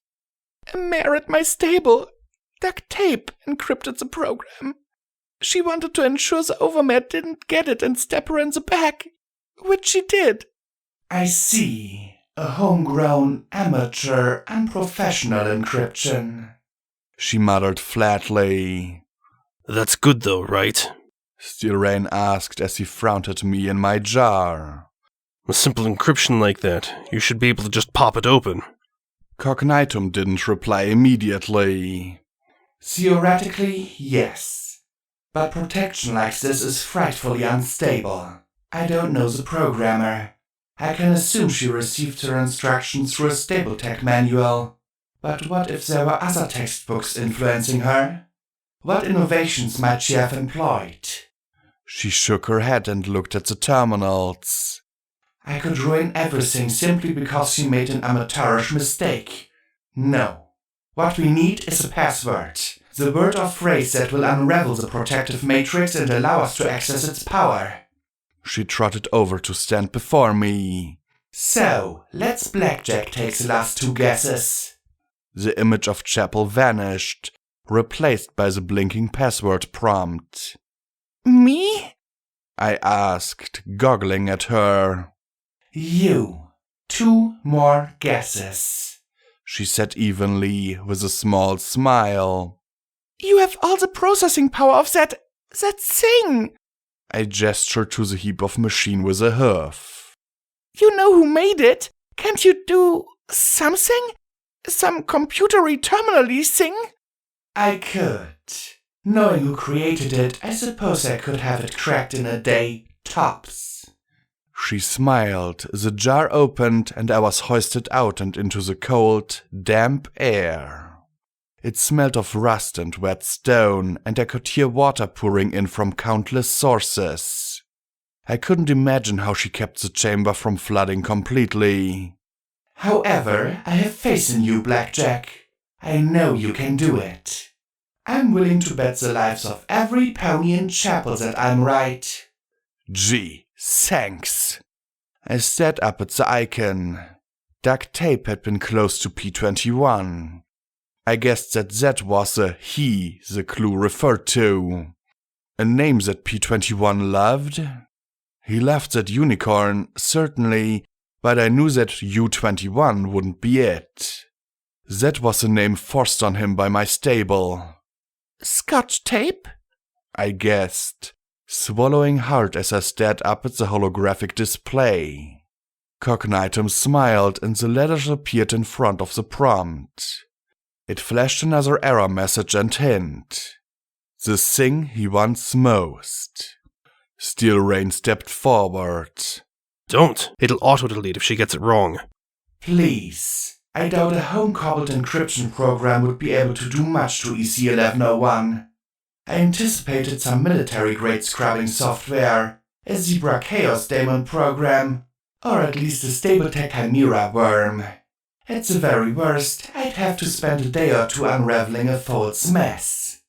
She gave a little wave of her hoof before regarding me again, walking slowly around me. But I won't have to, because Blackjack is going to guess it for me. It's the only way she can save Chapel.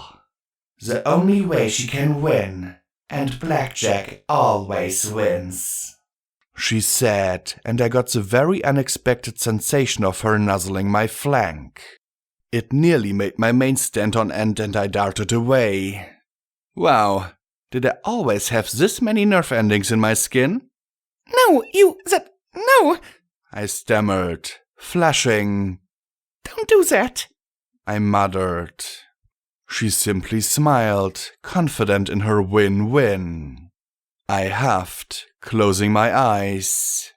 I want you to swear, you both to swear, that if I do this, you'll let me go and won't destroy Chapel. They've worked too hard to lose everything again, and you'll get my baby to a surrogate. Maybe Glory could find one. Of course. Now, give it your best guess. Cognitum purred in a tone that I'd have to remember when I saw Glory again.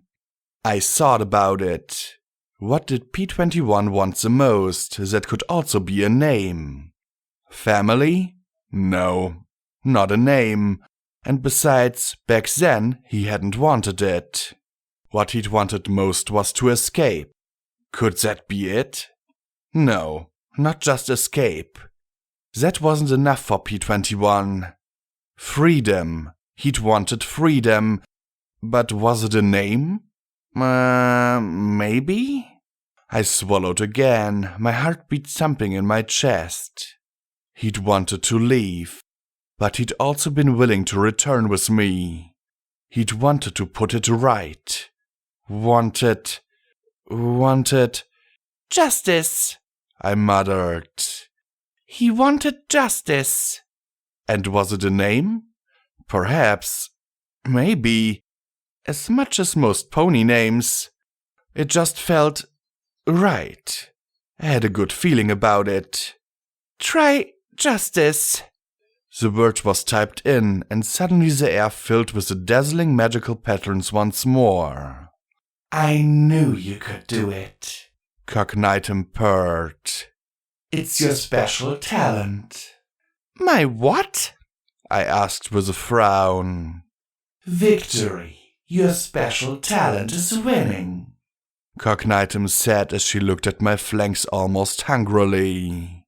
Poor Deus, Sanguine, even you steal reign. You are facing a mare whose very talent is overcoming adversity, no matter its form. My talent is victory? Do you have any idea how many times I've been shot up? How many times I've died? I demanded, then blinked. I mean, sure, I got better, but I haven't had it remotely easy. Victory isn't easy. It has a cost. Always. But you are always able to pay that cost. Perhaps you don't like it. Perhaps you even hate it. But victory is branded on your flanks for all to see. A winning pair, impossible to beat in the game of blackjack. She smiled as if she'd just hit the jackpot herself. But the ghoul in Hightower, and when Lighthoofs was trying to blast us with the cross defenses, I didn't win then. I argued. Didn't you? You used what you had to defeat your enemies, and what you had was my attention. You even made me act when I had determined not to. She reached out with a hoof and stroked my cheek, making me take a step back. So you're saying that there's some way for me to beat you? I said eagerly, expecting to set her back, or at least make her frown. Instead, she seemed even more eager. Oh yes, I'm certain of it. And I'm certain that if you had the time, you'd find a way to do so. Cognitum replied evenly. I suspected that this was your talent the very second I first met you as Applebot. Victory. Winning. Such a potent weapon, and you had no idea you possessed it. Right at that moment, I racked my brains, trying to think of some way to use this talent, because I really did not like the look in her eyes. You promised, I said weakly. I did, and I'm going to keep that promise, she said, and then she raised her voice. Snips, you remember what we discussed earlier? It's all highly theoretical, Cognitum, Snip's skull whispered. But you want to test your theory, don't you? You want to do that dark magic. Feel the rush, she said as she grinned at me. I do. I'm sorry, Blackjack. The necromancy is all that I have left now, he whispered hollowly. I tried to dart away. Maybe I could run up the inclinator's rails? Even jumping sounded like a plan. Only she had hands now, and I didn't. One of those reached down and grabbed me by my back leg, holding on with a cyber strength that I no longer possessed, and I was stopped cold. I rolled onto my back as she dragged me towards the jar I'd just come out of. I kicked out in desperation, but the grip didn't release. I struggled with the ring on my horn, trying to shove the pink plastic-covered device off, but it wouldn't move. Please don't, Snips! Please! I saved snails! You owe me! I shrieked. Cognitum moved over me, pinning me easily. A familiar panic shot through me as I stared into my own smiling face. Save your breath, my dear Blackjack. When Snips died, his poor soul went all to pieces. What remains is not a good pony at all. I gazed up at the floating skull and vertebrae, wishing there was some way to help him and myself. You said you didn't want my soul. Couldn't bear to touch it, I said as I stared up at her. And I don't, she replied in that terrible, soft voice. I want victory. The magic began to coil, pouring from the tip of Snip's cracked horn. I struggled against the mechanical mare above me as a black, green, and purple sorcery wrapped around both of us. I felt something moving through me, searching for something integral to myself. Not my soul, precisely, but linked to it. I could feel it on a fundamental level, like my baby moving within me in my old body. The dark violation found that something, and I felt a tear inside. Instinctively, I glanced down at my flank and saw the twin cards fade from view. Finally, she said like a mare in afterglow. Victory, oh yes, I feel it. With none of the little niggling taints of guilt. Wonderful. She rose off me as I lay there, curled up, shaking. No! Came a scream from some pony other than myself. Dawn's jaw shattered as she erupted from within. Even impaled and with broken wings and legs, she launched herself at Cognitum. It was supposed to be me! I was the one! You promised! She cried out, crawling past Steel Rain. The stallion stomped down on the trailing edge of the spear running through her, and she jerked to stop a few inches short. Her remaining wing swung back and forth, but Cognitum stepped back, letting the blades sweep by in front of her face. Oh, poor, poor wretched Dawn, Cognitum breathed. What suffering we endure for ambition, she said as she regarded the mare straining on the lengths of star metal. Kill her already. Your habit of keeping these trophies is going to get you in trouble. Steel Rain admonished. How could I repay her so? Cognitum replied. Dawn's given so much. Her husband, her children, her body, her life. All for me. Cognitum rose up before the straining Dawn. Look at me, Dawn. Look at your goddess, great and terrible. You should be grateful. You should be honored. Dawn slumped, trembling, at the edge of her reach, her shaking wingtip an inch from Cognitum's face. Then Cognitum sighed and stepped away.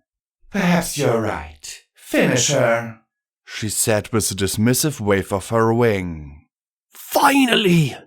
Steel Rain replied, pinning down on her wing and stomping her skull over and over again. I lay there, watching her being slowly crushed under the repeated blows. A snap crackled through the air, and Dawn disappeared in a flash, the spear clanging to the plates. Cognitum whirled as a male laugh echoed softly in the cavernous space. Who's there? She demanded of the air. You're doing it wrong, the voice said. I have to start it off like this. Knock, knock. She frowned around at the air. Knock, knock? Oh, honestly, who's the joke here? He said in annoyance, and then there was another flash. Before the huge computer, the Draconicus appeared. He rose up to his full height, looking coolly down at the lot of us. Really, Cognitum, you should ditch attempting to be a princess. You're far more suited to be a VP, and you, he said to Steel Rain, just scream pony resources. How the two of you missed out on being middle managers, I'll never know. Discord, Cognitum gasped, stepping away from us. What are you? You're supposed to be dead and gone. Oh, please, where's the fun in that? he asked as he disappeared and reappeared, dressed in fine evening wear, considering cognitum. Clearly, dadaist in the melange of cobbled-together elements. Really, it looks almost as if it was thrown together utterly at random. A selection of Jungian shadows mixed with Soren interferior complexes passed it together with narcissistic delusions of grandeur and a purploined body. Really, I don't think I could do better if I tried. And believe you me, that's saying something. He smirked down as they stared from him to each other in bafflement, and then gave a permissive wave of a claw. Oh, and if you want to go grab a dictionary right now, go right ahead. I have time. Steel Rain pointed his 2 huge cannons at Discord. There was a click, and 2 enormous bouquets erupted from each. And you? Discord said contemptuously. Really? Whatever are you compensating for? I mean, when a stallion has to trot around with an artillery piece strapped to each flank, you really have to wonder. He scooped the bouquets up in a claw and took a deep sniff, then let out a sigh. I think you should take off that armor and relax. Then Discord turned his attention to Snips. This one isn't even finished yet. Let me see. And he snapped his claws. From the storm, a cloud of tiny motes swept through the side of the jar and into the skull. There we go. Really, you need to be careful with that dark magical stuff, old sport. He snapped his claws again, and the jar vanished in another flash. You! What do you think you're doing? Cognitum demanded. Bring him back! My, some pony is slow on the uptake. For a pony named after knowledge, you don't catch on very quickly. Then he regarded me, and his eyes softened a moment.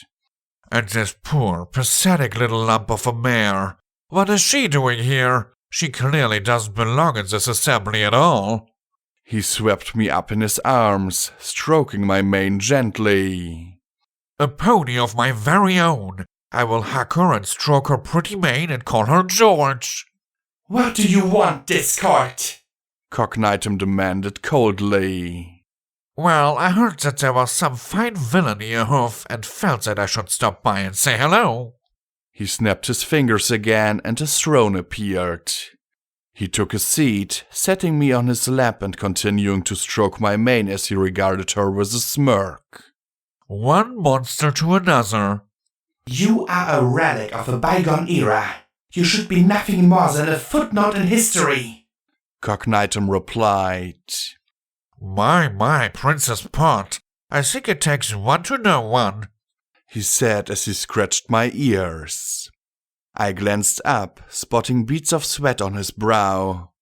You believe yourself to be Princess Luna? You? He jerked a thumb at his chest. I knew Princess Moonbutt back when your ancestor was an abacus. I don't know what you're supposed to be, but you're no princess. He then gestured at the bright soul being held by straining unicorns. That is a princess. What? I gasped, sitting up a little and staring at the glow. Maybe it was having organic eyes again, or maybe it was Discord's presence, but as I stared, I detected something within the moat. Something beautiful and wonderful and mysterious. Dark, but not the bubbling evil that had been inflicted on me before. It was glorious and terrible, and I couldn't tear my eyes away as I beheld it. The soul of Princess Luna. You're a bit of a pack rat, aren't you, Cogwheel? He asked with a grin, going back to petting my head as if I were a cat. You collect things, little bits of this and that. Ponies, souls, cities. A bad habit, really. One that's going to get you in trouble. I could feel him tremble under me, but I couldn't tear my eyes away from that soul. However, did you think you'd get away with keeping Princess Luna's soul? It's my soul, Cognitum snapped. As if sensing that Snips was no longer present, the soul began to thrash and struggle, The dark purple figure was in, fighting against the green lightning, keeping her contained. It is? Discord gasped sarcastically. Really? Well then, since Snips is away on vacation, why don't I reunite you with it? He cracked his fingers in the air above him. I might not be quite up on my uber-evil necromagical skills, but I think I can wing it. Speaking of wings, I saw a few feathers fall out of his, disappearing into dust before they hit the floor. No! Cognitum blurted, raising her hoofs in alarm. Discord's smug smile grew. I do not need that soul within me. I have everything I need. Intellect, strength, victory. Oh, are you sure? He asked in his most teasing voice, leaning towards her. Are you sure you don't want it inside you? Feeling it? Or is it that you know that glorious creature is the real thing and you... He leaned back, waving her away with a hand. You are the cheap Solaris knockoff. I am the princess of this realm. Cognitum snapped. I am Princess Luna. Discord said nothing. He just steepled his fingers before him with a smug, skeptical expression on his face. Bring back my necromancer. I'll add a statue to my collection. You can't even manage second-rate villainy, he said with a disdainful sniff. Very well then, I'll be on my way. I don't think we can hold it much longer. One of the six shouted as his soul lunged again. What are you doing, Discord? I whispered. He glanced down at me and gave me a little wink, then looked at the now indecisive mare. Well, what's it going to be? Once she's inside you, you won't be able to get her out again. You'll have to actually fill Luna's horseshoes. But on the big princess britches, actually be her. No yanking souls in and out. No more cheating. That's my job after all. Cognitum's gaze flicked from the struggling soul to Discord and back again. I... Discord just smiled, but I still felt him shaking as he held me.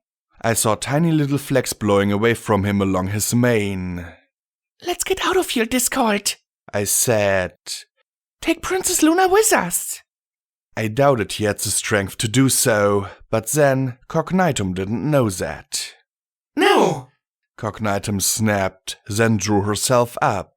Do it! Discord stood, setting me on the deck as his throne faded away. He cocked his brow again. Do it! I command you to do it! He snapped his fingers like a gunshot, and a great wind seemed to gust out of him. It swept around the platform, knocking the unicorns away. For a moment, the soul seemed to struggle to raise upwards, but then bands of magic wrapped around her and Cognitum. Slowly, the pair began to be drawn together. Slowly, the pair melted one into the other. The Alicorn soul slipped into Cognitum. There was a blinding flash, and I had to avert my eyes. When I dared to open my eyes again, I stared up at a grey statue, hand outstretched, fingers frozen post-snap. I gaped up at Discord, wondering so much. Where was Boo? What had become of Dawn and Snips? Why had he done this?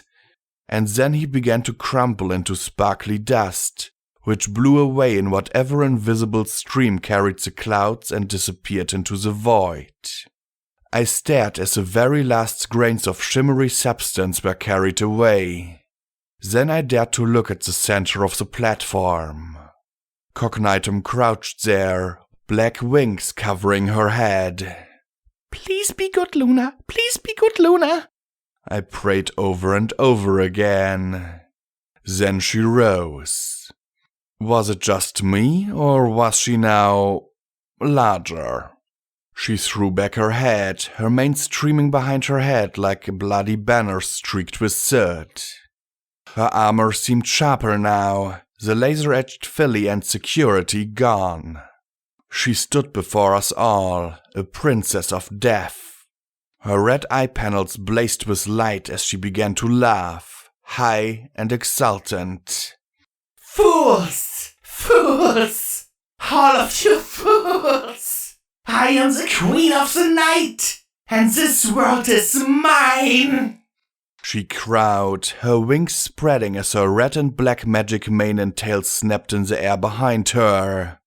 Bow before my greatness! Steel Rain threw himself on his face, but the 6 unicorns, their black robes flapping wildly, raced for the elevator opposite the inclinator. She glared in rage, her eyes blazing balefully, and 6 crackling bullets of magic blasted forth from her steel-clad horn. The crackling energy tore through them, setting their ropes aflame and sending them flying through the air and to the dark waters far below. Slowly, she approached me where I crouched. No cutie mark, no weapons, no augmentations, not even magic. Do you deny me now? She asked coldly. No, I said, my eyes fixed on the last faint dusting of discord on my hoofs. no, I don't. I lifted my head and stared her in the eye. There's no denying you are a royal cunt. I was going to be killed. Maybe not the best last words, but Deus would have approved. Her eyes blazed, her horn crackling with red lightning. Then a shape dropped from the cables high above, landing on the platform with a resounding clang. He crouched there a moment, then slowly raised himself to his full height. The glyph-marked strips of clothes tied to his fetlocks snapped and fluttered in the same magical wind blowing Cognitum's mane. The legate stared at Cognitum. Or was she Nightmare something or what other now? Maiden of the Stars. At last, he said, the crackling magic fading from Cognitum's horn as she faced the skull-masked zebra. You are precisely as you should be. It is time for our destined battle. One to decide the fate of zebra and pony kind. She gave the smallest of smirks as the legate adopted one of the fighting stances that had proved so adept at thrashing me. His glyph wrappings glowed with a strange, cold green light. I couldn't believe that Equestria's final hope rested on one of my greatest enemies, but it was all I had left. He charged across a platform, hoofs thundering as he closed the distance. She reared up, horn and wings crackling with bright red magical lightning. The two closed in, and the legate let out a battle cry. Then he took her outstretched hoof in his, pushed his dragon skull back, and kissed it. What? I stared at the scene, my brain locked up at the sight of the zebra, his face covered in bright red magical tattoos resembling the orbits of planets. At his neck, they inexplicably became black, save for a few lines where Rampage's tail had scraped him earlier. He knelt, lips pressed to the tip of her hoof, then pulled away. Beautiful. You are beautiful, my maiden. Then he regarded me in amusement as she stopped the crackling lightning, and I realized that I knew this zebra. Amadi. What? How are you? I screamed at the top of my lungs, rising to my hoofs as I gestured at him. But you're the legate, and and she's a maiden, but and your friends? I waved my hoof at them both. What the hey is going on here? Suddenly, Steel Rain's hoof was pinning me to the floor. I'd honestly forgotten about him for a moment. You really aren't the smartest pony, are you? Amadi stood and trotted towards me, Cognitum at her side. There's nothing quite as useful as a prophecy, particularly if you make it up yourself, he said as he smiled at Cognitum. The Maiden of the Stars was always a useful ruse. Destroying the hoof provided a pretext for keeping my followers together, working to advance our goals. Steel Rain chuckled. Really? Where did you think the Harbinger's got a zebra tank to put Deus's brain into? I squirmed under steel rain. So it was all a scam? Why? Cognitum answered. Why, it's a first step in my great unification of the wasteland. I know how useful war is. When the brood of Coyotl attack, the Harbingers will repel them. After certain ponies are eliminated. Big Daddy, General Stonechaser, Grace. Ponies with the leadership skills to counter me. The Harbingers shall be regarded as heroes. I, Blackjack, the hero of the battle, will declare myself the Princess of the Moon. We will use Horizons to restore the core, and I will use EC-1101 to rebuild my realm. We will negotiate a peace with the Remnant. She gestured to the legate, who bowed graciously to her. And all will be restored. All thanks to you. I lay there with no snappy retort. I had to admit it. They'd won. I couldn't think of any way to defeat them now. If I was lucky, I'd end up dead. If not, she still had my jar. My friends will stop you. Your friends are now my friends, Cognitum replied smoothly.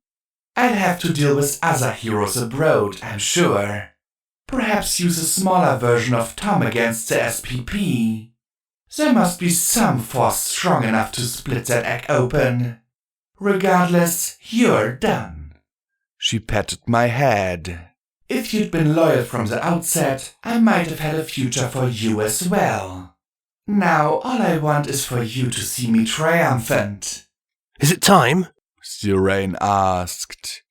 Indeed. She breathed and drew back. I let out a shaky breath as she backed away and regarded the flickering data above us. EC-1101, priority command. Transfer and activate. Her pip-buck began to glow. The screens of the terminals along the edges of the platform began to flash and dance with readouts. The heap of computer parts that was Cognitum's mainframe began to hum louder and louder. The hologram began to run again, swirling in the air, arcane symbols and lines of code lining up and activating. Yes, yes, I am ruler of all once more. She laughed in delight as EC-1101's display started to blossom like a flower. Then everything went dark all at once. The hologram, the terminals, even the mainframe. Cognitum turned her head wildly in bafflement, the only illumination coming from the stream of lights circling the spire and Cognitum's red glowing eyes. Oh, come on! She screamed, then whirled and demanded of me. What is going on? Don't look at me. This magically mystery megaspell shit is your bag. I said, raising my hoofs in defense. Then a familiar rasp filled the air. It was long and low, wet and labored, and a gravely wet voice asked, Identify yourself. Cognitum froze. She glanced from Steel Rain to Vitreous to me, then answered. I am Princess Luna Reborn, rightful heir to Equestria.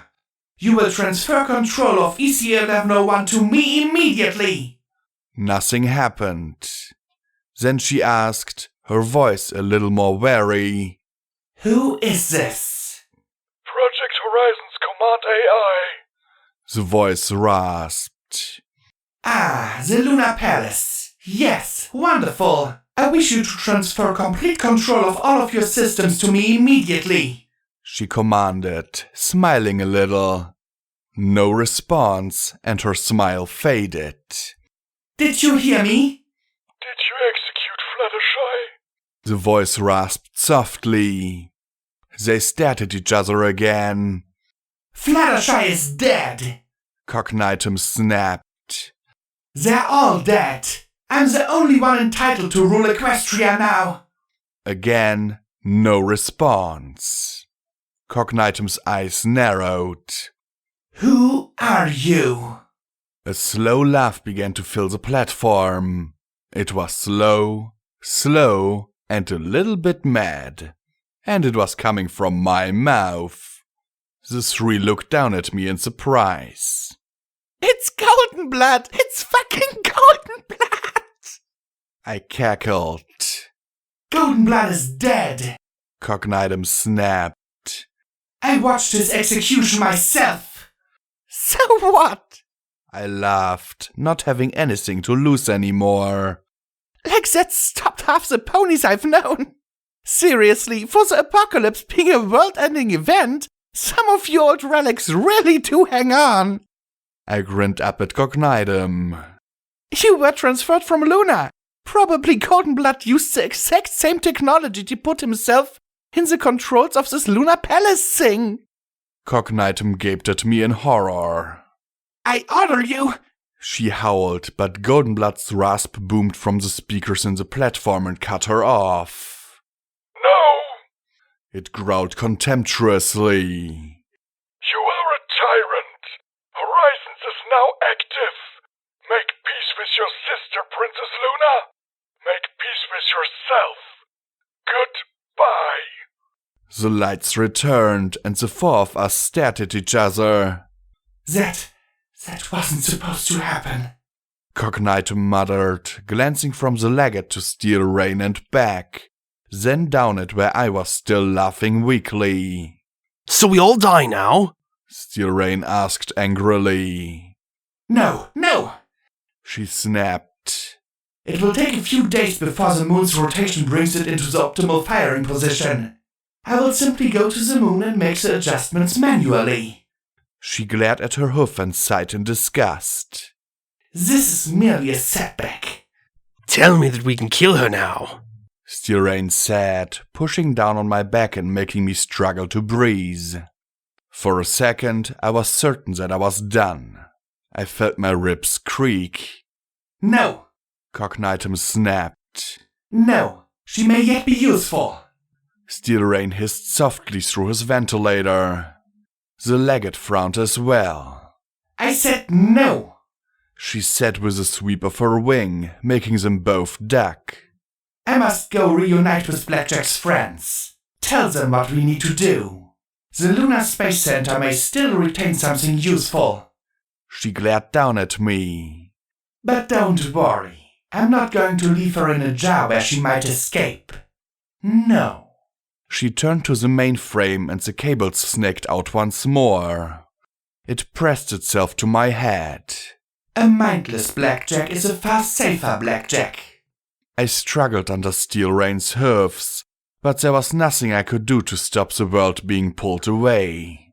I was plunged into darkness save for a blinking camera icon in front of me, and for several seconds I floated in nothingness. Then a window replaced the icon to show the Uvula platform and Cognitum smirking up at me. Enjoy it, Blackjack. Being trapped in one place. Helpless. Oh yes. It should be quite educational for you. I want you to see my restored Equestria and core before you're gone for good. This is a mistake. Steel Rain muttered. Silence! She barked, then calmed herself. I must go. I can't leave her friends stumble upon this place. Remain here for an hour, then see to the Harbingers and the Brood. Understand? Steel Rain jerked his head hesitantly. Vitosis bowed deeply to her. Cognitum levitated my body back into its jar, setting it far over to the side and out of the reach of the crane or the mind transfer cable thingy. She lifted Echo and the set of cataconic stallions across her shoulders. Then she spread her wings wide and launched herself up into the air, curling up along the spire. Presumably, she was heading for the hole in the chamber's ceiling, but she passed the edge of my window long before then. The two stallions stood awkwardly by for a minute. You can seriously be doing this! I shouted at them, but they didn't seem to hear me. I fumbled around in the darkness I floated in, but I couldn't see anything else. In fact, I wasn't even sure I had hoofs in this place. Come on, come on. There has to be some way to do this. I thought frantically. 5 minutes. Vitocius asked. Fine. Steel Rain replied sourly. I floated there, cursing them over and over again as I tried to think at the void to do something. There had to be some way to control this space. Steel Rain trotted over to the jar that held me and looked about, and then his hind leg kicked out. Oopsie. He said as the jar rolled across a platform and then tumbled off the edge, out of sight. He trotted over and leaned out to gaze down, then gave a little shrug. Then he faced me, guns pointed forward. They loaded with a loud thunk. Hey, Blackjack. I don't know if you can hear me, but thanks for not killing me at the manor. Then his cannons fired and my world ended as I screamed into the absolute void around me. Footnote. Start new game. YN.